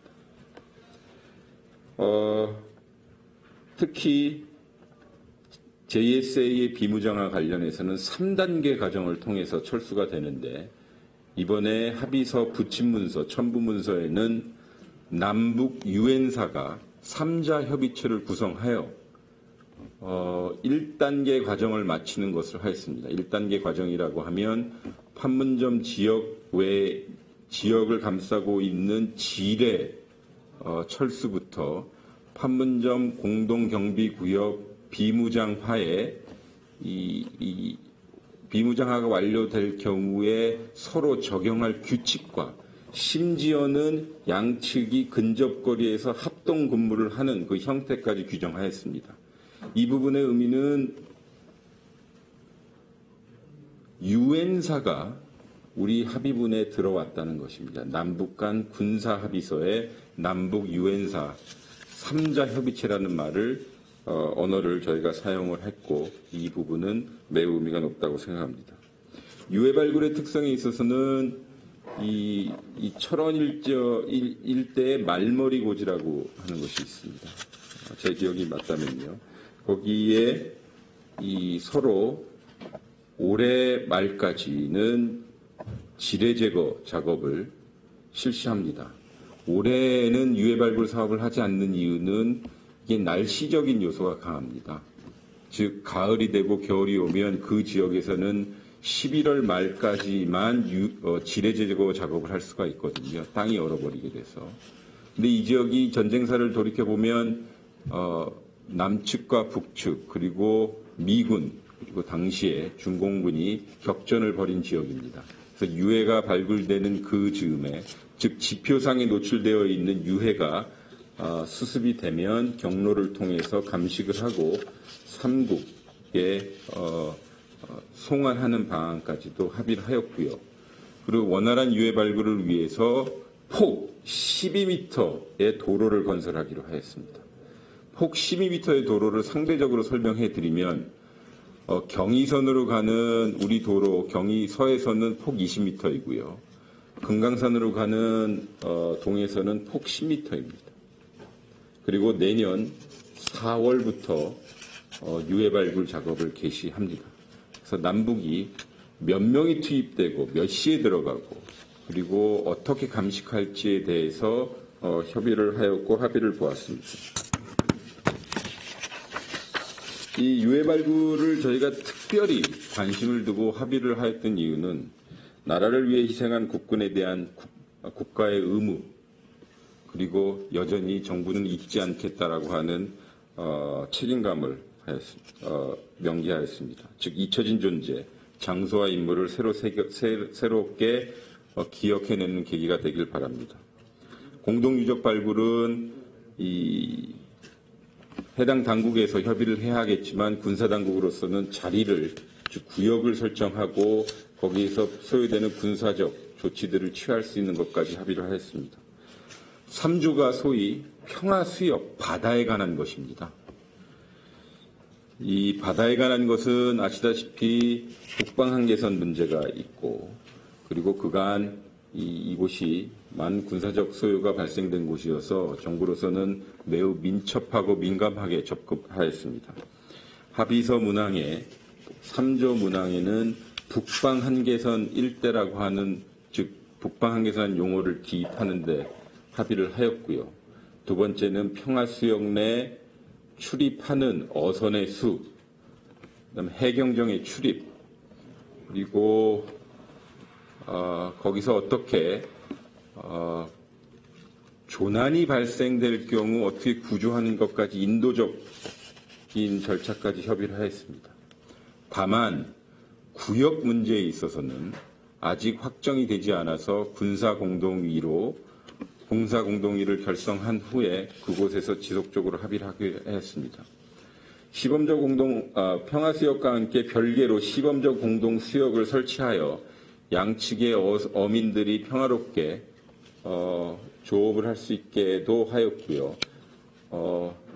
일당 하루에 몇 척의 배가 양측을 시범적 공동어로에서 어로 작업할 수 있는지 그리고 양측의 해경이 공동순찰대를 구성하여 제3국의 불법 어로를 차단할 수 있는 데까지 합의하였습니다. 다만 말씀드린 바와 같이 이 구역 문제가 아직 남아서 이것 역시 군사공동위로 전환하여 협의하도록 하기로 하였습니다. 평화수역 부분의 가장 맹점은 구역 확정임에도 불구하고 이것을 합의하지 못하였지만 합의서에 담은 이유는 여전히 양측은 합의가 되지 않았다 하더라도 이 부분을 소위 이 불합의로 넣는 것이 아니라 합의 이행을 위한 여전한 매우 강력한 이행 의지를 담아서 했던 것이고요. 평화 수역을 분쟁의 바다에서 평화의 바다, 그리고 조만간 양측의 어민들이 함께 고기잡이를 할 수 있는 바다로 만들겠다라고 하는 상징적 그리고 규범적 이행 조치들을 담은 것입니다. 그간 남북 양측의 군사 당국은 합의가 되지 않은 사항들을 합의서에 담지 않았습니다. 그러나 이번에는 차별성을 두었고 이것은 명확히 합의가 되지 않은 부분을 다시 군사 공동의를 통해서 제도화 과정을 통해 합의하겠다는 것입니다. 4조는 군사적 신뢰 구축인데요. 즉 앞으로 다양히 전개될 남북관계 활성화를 대비해서 군사적 보장을 하겠다는 것입니다. 첫 번째는 남북 군 당국 간의 직통전화 핫라인을 설치하기로 하였고요. 그리고 괄목할 만한 것은 삼통에 관한 문제 역시 통행, 통항 등과 같은 삼통에 관련된 문제를 군사당국이 적극적으로 협조하기로 하였고, 세 번째는 한강 하구 수역, 북측은 임진각 하구 수역이라고 하는데 한강 하구 수역의 통항을 위한 군사적 조치를 취하기로 하였습니다. 조만간 한강 하구 수역에 이 배들이 다닐 수 있을 것입니다. 즉 접근하지 못했던 공간을 상호 활용키로 한 것은 이번 군사적 신뢰 구축 조치의 아주 키라고 할 수 있습니다. 즉 선언이 아닌 이행으로 이 모든 것을 실행하기 위해서 방금 말씀드렸던 것들은 대부분 이행 날짜와 목표 시한이 잡혀져 있습니다. 이를테면 유해 발굴 관련해서는 올해 11월 말까지 지뢰 제거 작업을 하겠다라고 하는 것, 그리고 지해공에 있어서 적대적 행위 금지는 11월 1일부터 시작하겠다라고 하는 것, GP 철수는 목표 시한을 올해 말까지 담았고, 즉 선언을 하고 다시 한번 실무 협의를 하는 것이 아니라 이번이 이행의 구체성을 띈 것이라고 할 수 있습니다. 이것은 이것을 진행했던 실무 담당자로서 드릴 수 있는 말씀인데요. 저희로서는 지금 정부가 추진하고 있는 종전선언에도 연관되어 있습니다. 만약 종전이 된다면 군사적으로 남북 간에 어떠한 모습이, 어떠한 현상이 등장했을까, 이런 생각을 해봤습니다. 즉 종전 선언을 할 경우에도 여전히 MDL 선상에서 양측은 군사훈련을 할 것인가, 종전이 되었다면, 종전 선언을 했다면 남북이 서해바다에서 함포 사격 훈련과 해안포 사격 훈련을 할 것인가, 비행을 할 것인가, 그리고 GP 1km 이내, 1km 이내라고 하는 것은 소위 한반도 재래식 분쟁의 발화점이라고 할 수 있는데 그것을 계속 유지할 것인가, 그런 것들을 생각을 해봐서 실질적으로 제가 초기에 말씀드렸던 불가침 합의서라고 하는 이 부분도 남북 양측이 비핵화 와중에 우리는 총질을 하지 않겠다라고 하는 실질적 이행이라고 할 수 있습니다. 남북관계 측면에 있어서도 남북관계 지속 가능한 발전을 위한 안전핀이라고 저희는 생각했습니다. 즉 남북관계가 발전되고 사람이 오가고 왕래가 심해질수록 한편으로는 정말 이것이 안전한가라는 생각이 드는데요. 이제는 군사적 안전 보장 조치를 통해서 좀 더 안전하게 남북관계를 견인할 수 있다고 생각합니다. 마지막으로 협상 측면인데요. 협상을 담당했던 비서관으로선 이런 말씀을 드리고 싶습니다. 남북 간 다양한 방식으로, 여기서 다양한 방식이라고 하면 협상과 문서교환, 또 여러 방식의 소통, 그리고 을 통해서 허심탄회하게 의견을 교환한다면 복잡하고 어려운 문제도 해결할 수 있다라고 하는 사례를 보여준 좋은 선례라고 생각합니다. 자, 지금까지 최종건 비서관의 오늘 합의 내용에 대한 구체적인 설명, 브리핑 들어봤습니다. 자세한 내용 설명드리기 위해서 동국대학교 고유한 교수 그리고 국가안보전략연구원의 최영환 책임연구원 그리고 KBS 이철호 기자 계속 함께합니다. 어서 오십시오. 안녕하세요. 방금 브리핑 내용 중에 궁금한 거 몇 가지만 좀 여쭤보겠습니다. 일단 기본적으로 그러니까 남북한이 우발적 충돌을 막기 위해서 육해공의 아주 촘촘한 대책을 구체적으로 합의했다. 이렇게 정리할 수 있겠군요. 네. 그 중에 가장 눈여겨볼 만한 부분은 어떤 게 있을까요? 제가 볼 때 제일 중요한 거는 오늘 아까 그 최종건 비서관 자세히 설명해 네. 주시진 않으셨는데 군사공동위원회인 것 같아요. 네. 그러니까 남북이 촘촘하게 합의를 했음에도 불구하고 이것을 관리를 어떻게 할 것이고 우발적 충돌이 그럼에도 불구하고 발생했을 때 누가 이것을 통제할 것이냐 문제가 굉장히 중요한데 이게 이제 결국 군사공동위원회에서 할 수밖에 없고요. 아까 정전선언 언급하시던데 종전선언. 네. 종전선언 이후에 지금 그 군사정전위원회의 역할 뭐 이거는 평화협정 이후까지 갈 수도 있을 것 같은데요. 그것을 누가 이어받을 것이냐 이거는 결국엔 남북 군사공동위원회가 받을 수밖에 없는 문제이거든요. 네. 그거와 관련된 시범적인 사업들이 들어간다고 봐야 될 것 같습니다. 네. GP철수에 대해서 이 기자 앞서 예. 잠깐 설명해 주셨지만 예. 기본적으로 우리 비무장지대가 2km 포기였는데 예. 지금 많이 좁아졌다 이거죠? 남과 북이 계속 밀어붙여가지고 그죠? 그러니까 1953년 7월 27일 이제 휴전 협정이 체결될 때는 이제 당시에 유엔군과 공산군 측이 이제 군사 분계선을 긋고 이제 남쪽으로 2km, 북쪽으로 2km 이제 각각 네. 남방 한계선, 북방 한계선을 그었죠. 그리고 그 내부를 이제 그 4km 그 폭 지역을 이제 우리가 비무장지대라고 부르는 거고요. 그런데 예. 그 안에 GP가 앞서 말씀하신 게 북한이 한 160여 개, 그렇습니다. 우리가 60여 개 조금 예. 더 되는 걸로. 예. 네. 그런데 이번에 한 10여 개 GP 철수하기로 한 건 그럼 인접해 있는 GP들 우선적으로 하는 겁니까? 그렇습니다. 가장 붙어 있는? 가장 붙어 있는 게 지금 약 직선 거리로 한 580m짜리가 네. 있는 걸로 지금 파악되고 있거든요. 그걸 포함해서 이제 1km 거리 이내인 것을 이제 각각 11개, 서부전선 4개, 중부전선 3개, 네. 동부전선 3개, 그걸 시범적으로 이제 올해 말까지 철수하겠다는 겁니다. 교수님, 특히 JSA 이런 지역에서의 중화기 철수라든지 이런 합의 내용들, 남과 북의 합의 내용들, 유엔사의 합의를 거쳐야 되는 겁니까? 그건 이제 군사 분계선 일대에서 일어나는 일 중에 일부는 이제 유엔사 관할이라는 게 있죠. 네. 근데 이제 기본적으로 정전협정에 기반한 것들 네, 같아서 그렇죠. 네. 그 이외에 이제 남과 북이 그 유엔사와 관계없이 취할 수 있는 조치들은 그 관할에 해당되지 않는 지역에서의 우발적 군사 충돌이라든가 이런 것을 방지하기 위한 조치들은 유엔사와 관계없이 남북한이 취할 수 있는 조치들이죠. 네. 그러니까 비무장지대 안에 이제 GP는 네. 우리와 이제 북한과의 합의로 이제 해결이 될 수 있는 문제죠. 근데 이제 JSA 같은 경우는 관할이 유엔사 관할입니다. 그렇군요. 예, 그래서 네. 유엔 사령관이 이제 주한 미군 사령관이지 않습니까? 네. 그 JSA 내에 이제 우리 측 경비를 보는 지금 병력이 유엔사 경비 대대입니다.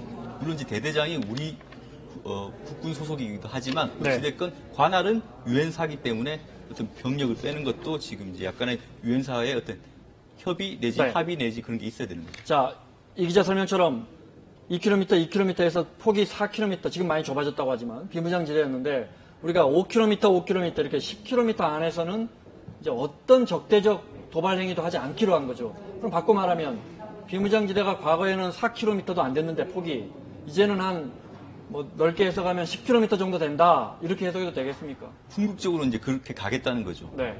5km 이내에서는 포사격이나 연대급 이상 야외 기동 훈련을 지금 안 하겠다는 거거든요. 네. 또 그 안에 있던 이제 GP도 이제 철수를 하겠는데 궁극적으로는 다 빼는데 일단 시범적으로는 제일 가까운 것부터 이제 빼겠다는 거죠. 우선적으로 빼겠다. 네. 최 박사님. NLL 그러니까 북방한계선, 서해 북방한계선을 설정해 놓고 그 위로는 우리 어선은 당연히 안 넘어가고 북한 어선도 넘어오지 않고 하면서 일단 갈등을 최소화하고 있는데 그 인근에다가 공동 어로 구역, 남북의 어민들이 같이 물고기를 잡을 수 있는 그 구역을 설정하겠다는 겁니까? 어디다가 설정한다는 겁니까? 지금 공동 어로 구역은 제가 정확하게 위치를 그 NLL 끝부분, 네. 장상고 끝부분으로 제가 본 것 같은데요. 그러면 서해 5도 당연히 북쪽이겠고. 예, 그쪽에 네. 설정되는 것 같습니다. 네. 그건 남북이 물론 구체적인 합의는 예, 해야 할 거고요. 지금 합의문만 봐서는 잘 모르겠습니다. 제가 뉴스 보니까 그러니까 남과 북이 이렇게 NLL이라는 서해 북방 한계선을 그어놓고 그 지점에 대해서 서로 넘나들지 않으면서 교수님 중국 어선들만 잔뜩 와 있다고요? 그게 NLL은 이른바 북방 한계선이죠. 네. 우리가 이제 유엔사가 그 당시에 그 이상 올라가지 않는 선이었고, 네. 그리고 북한이 이 제기를 하지 않으면서 해상 경계선으로 굳어져 있던 부분인데요. 네. 이후에 이제 문제 제기를 하면서 남북 기본 합의서에서도 추후 협의한다 이렇게 돼 있었고, 네. 이제 이후에도 그 말은 북한은 NLL을 인정하지 않는다. 네, 그렇죠. 네. 그리고 자기들 나름의 이제 그 경계선을 또 그어놓고 있어요. 네. 그래서 이제 그 남미 그 경계선과 북이 이제 주장하는 그러겠죠. 경계선 사이에 북은 이제 경비 개선이라고 하는데 네. 그게 서로 달라요.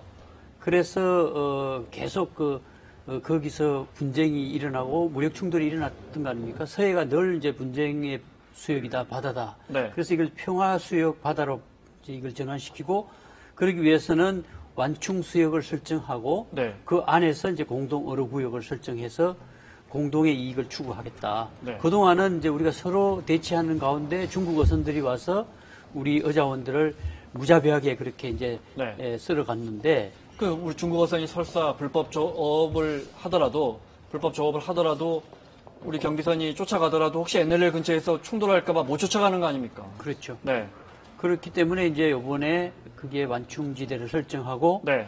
공동 어로 지역을 이제 설정해서 남북 어민들이 공동으로 어로를 할 수 있게끔 네. 하겠다는 얘기인데요. 네. 아마 그 부분에서 이제 북방 한계선이라는 부분은 어느 정도 그 언급은 된 것 같고 네. 그렇다고 해서 북한이 그걸 완전히 인정한 건 아닐 겁니다. 네. 그래서 앞으로 이제 어떤 그 지역을 어떻게 설정하고 또 공동 어로 지역을 어디로 설정하고 하는 것은 아마 추후 협의를 해야 될 것 같습니다. 네. 제가 왜 여쭤보냐면 어젠가 청문회에서 정경도 합참의장이 지금 이제 국방부 장관 인사청문회 하면서 NLL에 대해서 피로 지킨 선이라고 했죠. 네. 우리 군부에서도 양보할 수 없단 말이죠. 근데 네. 우리 정부가 문재인 대통령이 협의하면서 그 공동 어루구역을 설정하면서 일부 양보하는 게 우리 정부도 쉽지 않고 물론 북한 정부도 마찬가지고요. 그런 부분에서. 네. 그 부분은 우리 사회 일각에서 영토 주권론을 얘기하는 쪽도 있습니다. 네. 그 이제 남과 북을 각각의 주권 국가로 보고 네. 해상 경계선이 아닌 대한민국의 이제 영토 주권 이런 의미에서 이제 그걸 양보하는 것은 영토 주권을 포기한 거다 이렇게 이제 주장하는 전례가 있었어요. 네. 간단히요. 지금 문재인 특보의 브리핑이 들어오는 것 같습니다. 마무리해 주시면요. 네, 그래서 그 부분은 네. 늘 이제 민감한 문제이고, 네. 그래서 기본 합의서는 상방이 관할하는 지역을 임시적으로 이제 경계선으로 한다 했지만 사실상 경계선이죠. 네. 네, 그래서 그 부분은 앞으로도 이제 서로 그 양보할 수 없는 선이다 해서 논란이 제기됐기 때문에 완충 수역으로 설정하고 이제 그 합리적인 어떤 방안들을 찾아 나가야 될 것 같습니다. 네. 자, 문재인 대통령 외교안보 특보의 브리핑이 있는 것 같습니다. 잠깐 들어보겠습니다. 적절한지는 모르겠습니다만은 이번 그 선언문 내용 제 나름대로 느낌을 말씀드리고 그다음 질의응답을 받도록 하겠습니다. 전 1, 2, 3차 정상회담은 다 왔습니다. 그다음 6.15 정상선언, 14 정상선언, 그다음에 9.19 정상선언을 다 현지에서 본 사람인데 저는 6.15 정상선언은 상당히 총론적 성격이 강하다고 보거든요. 그다음 14 정상선언은 상당히 강론적 성격이 강하고 이번에 9.19 공동선언의 내용을 보면 상당히 실천적 성격이 강하다고 그런 느낌이 들었습니다. 그래서 세계의 선이 상당히 보완적인 걸 이루고 있지 않느냐 하는 그런 느낌을 갖고 그 다음 두 번째로는 아까 우리 최종건 비서관도 설명을 했습니다마는 저는 상당히 일조를 눈여겨봤습니다. 사실상 북이 핵을 사용하느냐 안 하느냐라고 하는 것은 뭐 이론적으로는 다 나타났습니다. mutually assured destruction이라고 해서 상호 확증 파괴라고 그래서 어느 누구도 선제적으로 핵 무기를 사용할 가능성은 상당히 적거든요. 문제는 재래식 분야에 있어서 우발적 군사 충돌이 발생하고 이것이 네, 문재인 외교안보 특보, 남북한의 우발적 상황에 대해서 매우 실체적인 대책들에 대해서 언급한 내용 잠깐 들었습니다. 박사님, 한강 하구를 이번에 합의문 보면요, 한강 하구를 공동 이용한다는 내용도 나와 있습니다. 그러면 저희가 알기로는 뭐 파주나 김포 일대가 될 것 같은데 그걸 남북이 어떻게 공동 이용한다는 겁니까? 일단 한강 하구는 정전협정상에도 민간 선박의 무해 통항을 허용하도록 돼 있습니다. 그런데 이제 이걸 관행적으로 지금까지 이제 그 유엔사가 통행하지 못하도록 했던 것이죠. 이제 그거를 그 정전협정상에 민간 선박의 무해 통항이 허용하도록 돼 있었던 부분을 이제 남북이 합의를 해서 민간 선박이 이용하도록 하겠다라는 합의를 한 것이라고 봐야 될 것 같습니다. 네. 자, 지금 들어오는 화면 좀 보겠습니다. 김정숙 여사가 아마 만경대 학생 소년궁전을 참관하는 그런 모습 같은데 보겠습니다.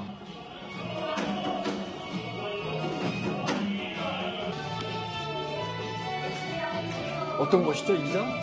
네, 여기가 이제 정확한 명칭이 만경대 학생소년궁전인데요. 이제 평양에 거주하는 이제 학생들을 위해서 이제 운영하는 일종의 방과 후 교육 문화 시설이라고 보면 됩니다. 일종의 약간 그 북한의 대표적인 영재 교육 기관이라고 해야 될까요? 그래서 그 리설주 여사 역시 그 예체능 전문 영재학교인 그 금성중학교를 다니면서 이곳에서 교육을 받은 적이 있어서 사실상 모교나 다름없는 곳이라고 합니다. 자, 김정순 여사가 만경대 학생소년궁전 방문하는 영상 지금 들어온 화면 보고 계십니다. 유독 교육 관련 시설 많이 보여주는 겁니다. 이렇게 이제 음악에 재능 있는 학생들도 있고요. 무용, 뭐 다이빙, 뭐 다양한 예체능 교육이 실시되고 있다고 합니다. 롱준 전 문화재청장의 모습도 잠깐 보였습니다. 이곳에서 이제 오후 활동을 하는 아이들이 보통 5,000명 정도 됩니다. 학생, 소년, 궁전 여기에 배운 학생들이 5,000여 명. 지금 체육시설도 있네요. 수영하는, 다이빙할 수 있는.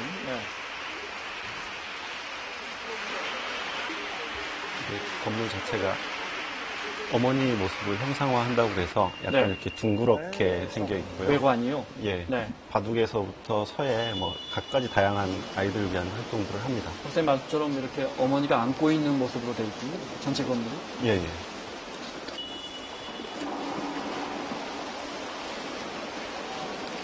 여러 평양의 새로운 건물들 저희가 최근 몇 달 동안 많이 봤지만 정말 시설이나 건물들이 분명하게 눈에 띄게 달라진 것 같습니다. 그만큼 또 한편으로 김정은 위원장이 경제 발전을 원한다. 저 경제 발전에 가속도를 내고 싶다. 그런 해석도 가능할 것 같습니다. 이제 김정수 여사 옆에서 설명하는 저분이 이제 염윤학 총장입니다.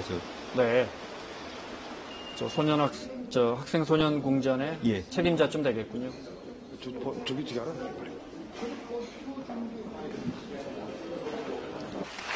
아마 금융을 관람하러 가는 길인 것 같은데요.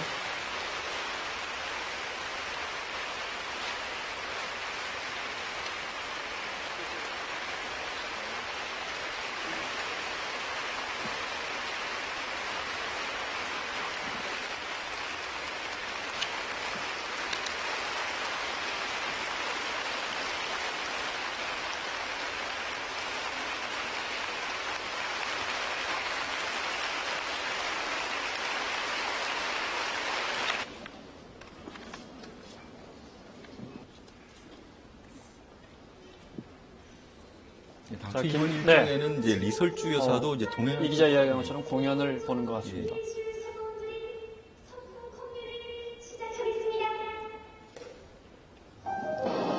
당초 이제 여기를 이제 모교라고 거의 생각하고 있는 이제 리설주 여사도 여기 함께 이제 궁전을 둘러보고 이제 오찬장이 이제 옥류관으로 향할 것으로 이제 예상이 됐었는데 동행을 하지 않았습니다. 그래서 김정수 여사와 이제 우리 측 특별 수행원들, 뭐 문정인 외교안보 특보 그리고 박원순 시장, 이재용 삼성전자 부회장이 이제 여기 같이 이제 동행을 했다고 지금 전해지고 있습니다. 제가 다녀온 지가 한 10년쯤 된 것 같은데요. 네. 시설이 훨씬 좋아진 것 같은데. 네. 비교적 대규모의 공연도 있고요. 김정숙 여사는 공연하고 저녁은 아마 만찬 당연히 같이 할 거고요. 그죠? 네. 그리고 음나도를 찾아서 역시 한다는 조국을 같이 관람하겠죠, 문재인 대통령. 그럴 가능성이 아주 높습니다. 차범근 씨와 김정숙 여사가 이야기를 나누고 있습니다. 뒤로 박지원 의원의 모습도 잠깐 보였습니다.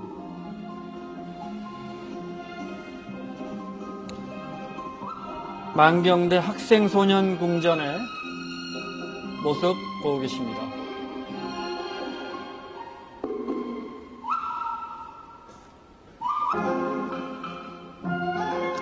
고민정 부대변인, 헌정화 감독의 모습도 보입니다.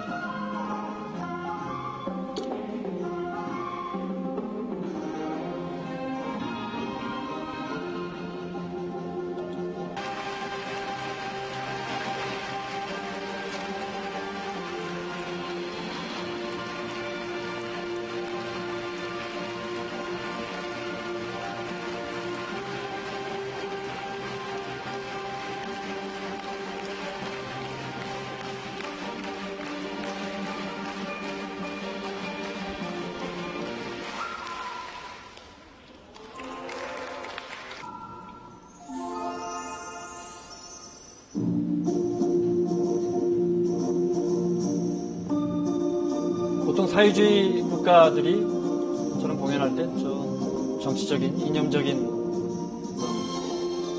내용을 많이 담고 있는데 아마 그런 부분은 많이 빠진 것 같습니다.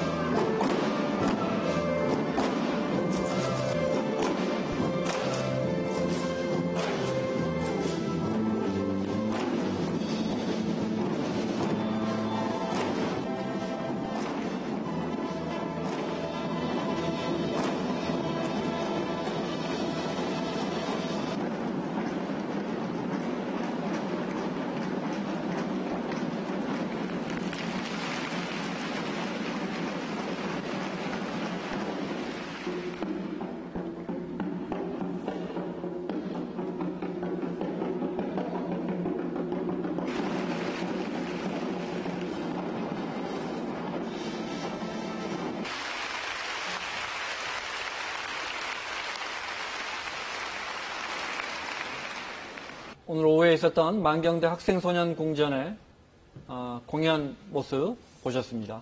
네. 아마 외경인 것 같은데요. 학생소년궁전의. 예, 정면입니다.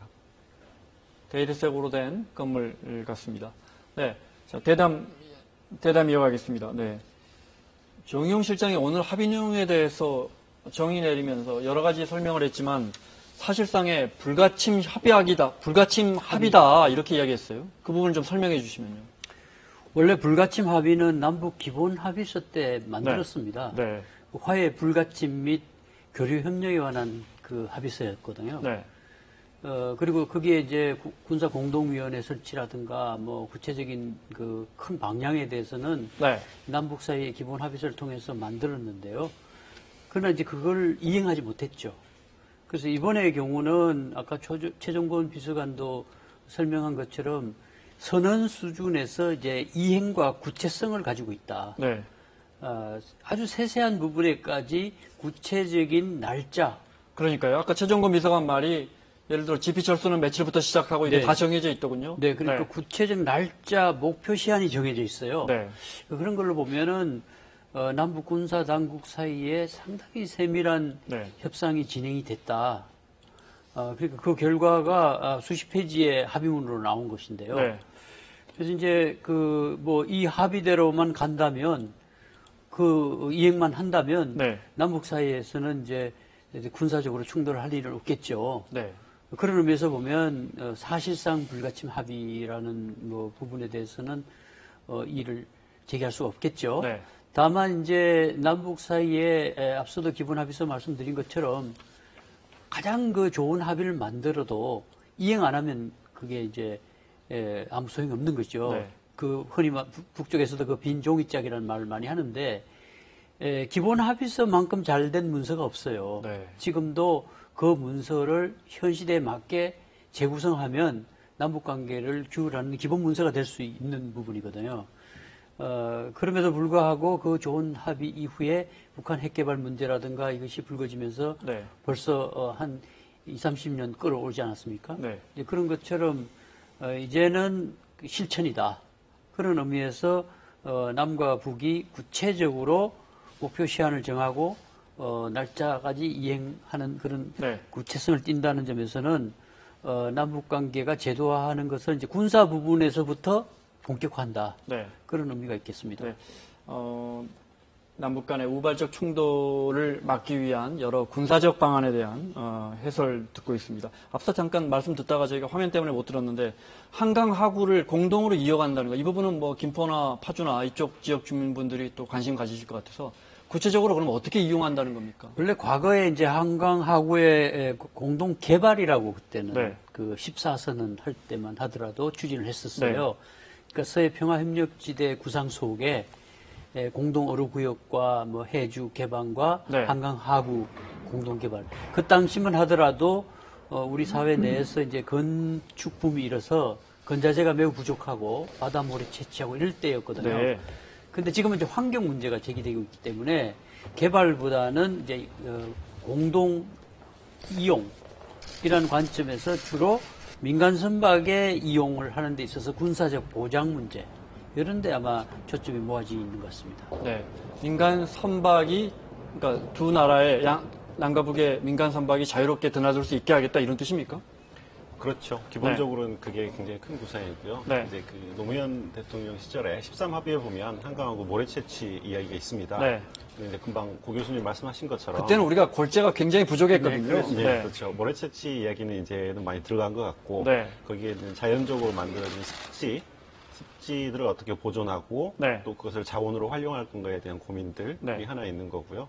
그리고 김포나 파주, 네. 뭐 경기도, 서울도 마찬가지지만 한강하구의 민간 선박을 이용하게 하는 문제에 대해서 굉장히 관심이 높습니다. 네. 우리 서울의 지명을 보면 마포, 영등포 워낙에 다 포구들이었지 않습니까? 네. 조선시대까지만 하더라도 배가 들어오던 지역이었었고 서울의 랜드스케이프가 완전히 달라질 수 있는 이용 구상이죠. 네. 다만 이제 기술적으로는 얼마 전에 그 소방대원 2명 희생된 신곡 수중보호 문제가 있기 때문에 그걸 어떻게 할 거냐에 대한 기술적인 문제들이 남아있긴 하지만 한강 하구에 보호가 있어서 배가 다닐 수 없다 이 말씀이시죠? 예. 네. 그 보를 철거할 것인지 네. 아니면 그 배가 다닐 수 있도록 가동보를 설치할 것인지 네. 하는 것에 대한 기술적인 문제가 있긴 하지만 네. 그 문제 해결이 되면 서울까지 황해에서 서해에서부터 서울까지 배가 들어올 수 있는 구조는 만들어지는 거죠. 네.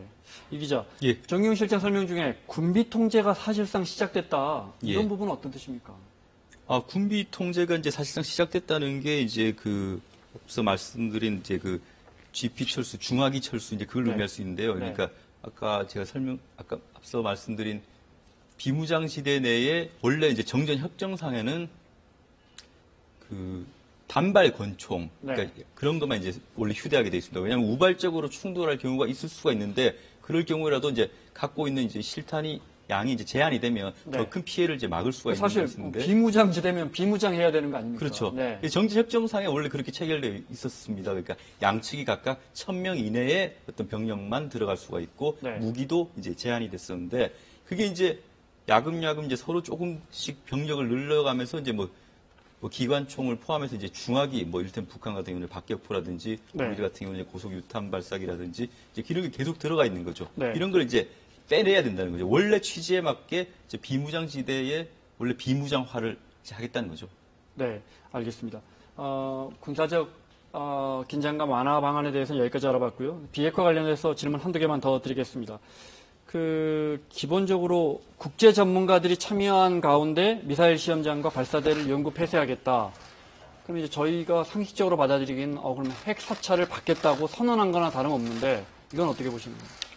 트럼프 대통령이 트윗에다가 강조했죠. 북한이 이제 핵 사찰을 받겠다. 이 부분도 미국을 위협하는 대륙간 탄도 미사일과 관련되는 시설이죠. 그러니까 이제 운반 수단과 관련되는 부분인데 그것과 관련해서 그동안 단연 미국 사람들은 이것부터 없애는 걸 원할 거예요. 가장 원하는 거죠. 그러니까 북한이 6.12 북미 정상회담 때 이 부분을 언급을 했어요. 김정은 위원장이. 그런데 이제 그 시설은 언제라도 해체했다가 다시 재조립할 수 있는 거 아니냐. 그러니까 이제 그런 우려들이 제기되니까 이번 기회에 유관국 전문가들 참관하에서 영구적으로 폐기하겠다. 아마 그 시설 자체를 완전히 이제 재가동할 수 없을 정도로 폐기하는 것을 검증받겠다. 사찰이라기보다 검증의 의미가 있겠죠. 우리가 완전한 비핵화를 당연히 원하지만 북한 사람들 입장에서는 일단 미국을 위협하는 ICBM이나 이런 말씀하신 미사일 발사대의 우선적인 철거나 셧다운을 원할 겁니다. 그런데 당연히 진일보한 조치라고 받아들일 수 있겠지만 백악관 입장에서는 그러니까 핵 시설에 대한 완전한 신고 이런 걸 지금 요구하고 있는데 특히 특정 분야 하나하나 2개만 이렇게 공개하고 사찰받겠다는 거 아니냐, 상당히 어떤 기대 수준보다 낮은 거 아니냐 이런 평가가 나올 수도 있겠습니까? 한 2가지를 이해해야 될 것 같은데요. 일단 첫 번째는 북한 핵 문제와 관련돼서는 남북 간의 합의만으로 문제가 해결되지 않는다라는 점을 이해할 필요가 있는 것 같아요. 이게 남북 간이 합의한다 하더라도 이게 미국이 받을 수 있는 카드인지 아닌지에 대한 내용이 있기 때문에 저 개인적으로는 사실 이번 남북 정상회담 합의문에서 비핵화 문제는 굉장히 원론적인 수준에서 비핵화 의지를 담는 정도로 마무리될 걸로 생각했는데 그거보다는 조금 진전된 부분이 그거보다는 진전됐다. 근데 이제 미흡하다고 하는 부분과 관련돼서는 이제 제가 2번째 말씀드리고 싶은 부분인데요.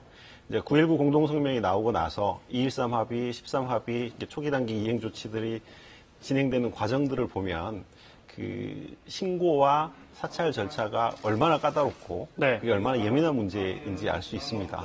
그리고 그것은 정상 간의 합의에서 담을 수 있는 문제는 분명히 아니고요. 북미 간의 추가적인 협상이 굉장히 필요한 문제다라는 게 굉장히 분명한 것이고 이번 정상회담에서 비핵화 부분에 대한 합의는 그 논의를 이어갈 수 있는 모멘텀을 살렸다 정도로 이해하는 게 맞다고 생각합니다. 알겠습니다. 자, 그러면 여기서 지금까지 정상회담 상황을 AR 스튜디오의 이하경 기자 연결해서 정상회담을 키워드로 정리해드리겠습니다. 네, 정상회담 키워드 우선 오늘 오후 일정 관련된 키워드부터 알아보겠습니다. 첫 번째 키워드는 평양 시민 만난답니다. 네, 평양 대동강변에 올해 문을 연 아주 큰 규모의 식당이 하나 있습니다. 대동강 수산물 식당이라는 곳입니다. 김정은 위원장이 직접 방문을 했던 그런 곳이기도 하죠. 여기에 문재인 대통령 내외와 공식 수행원들이 오늘 저녁에 식사를 합니다. 평양 시민들이 자주 가는 식당에서 만찬을 하고 싶다는 뜻을 북측에 전했다고 했는데 성사가 됐습니다.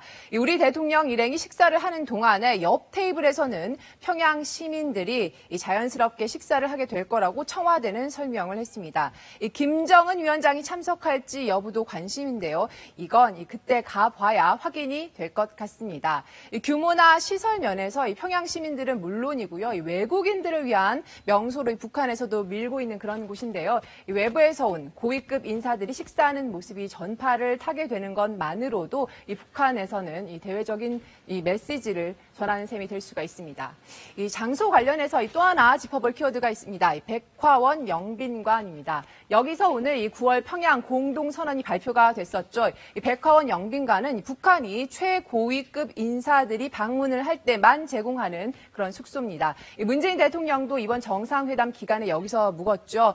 김대중, 노무현 전 대통령들도 평양을 방문했을 때 정상회담을 했던 그런 곳이기도 합니다.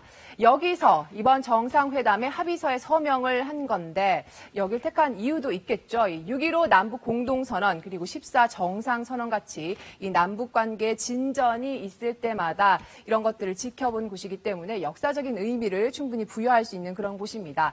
이번 선언을 통해서도 이걸 이어가겠다는 그런 뜻도 풀이될 수가 있겠습니다. 어제 첫 정상회담, 어제 첫 회담 같은 경우에는 노동당 본부 청사에서 있었는데요. 이 장소가 갖는 이 상징적인 의미를 봤을 때 우리에게는 좀 부담스러운 그런 곳이기도 했었는데 이 백화원 영빈관 같은 경우는 그런 곳에서 좀 자유로운 그런 곳입니다. 다음 키워드를 보겠습니다. 다음 키워드는 백두산 천지입니다. 이 남북 두 정상이 도보다리에 이어서 내일은 민족의 영산이죠. 이 백두산을 함께 오른다고 청와대가 밝혔습니다. 이 정상회담 마지막 날인 내일 오전 일정이 빈칸으로 남겨져 있었는데 이 남북 두 정상의 첫 백두산 방문으로 채워지게 됐습니다. 이 두 정상은 내일 아침 일찍 평양을 출발합니다. 구체적인 일정은 아직 협의 중인 걸로 알려져 있습니다. 이 도보다리 못지않은 이번 정상회담의 명장면이 될 것 같습니다. 두 정상이 함께 천지, 백두산 천지를 바라볼 수 있을까요? 끝까지 함께 하시죠. 지금까지 정상회담 키워드였습니다. 자, 마무리를 해야 할 시간입니다. 남과 북의 정상이 이제 내일 아침에는 백두산 땅을 밟는다 이런 소식 전해드렸고 잠시 후에는 말씀드린 것처럼 이제 만찬 후에 두 정상이 빛나는 조국을 관람할 예정인데 이제 10만여 명 이상의 군중들이 모인 이 집회에서 문재인 대통령이 어떤 메시지를 제시할지 이 부분도 좀 지켜봐야겠습니다. 저는 여기서 인사드리고요. 잠시 후에 김태욱 앵커의 진행으로 뉴스특보 이어갑니다. 고맙습니다.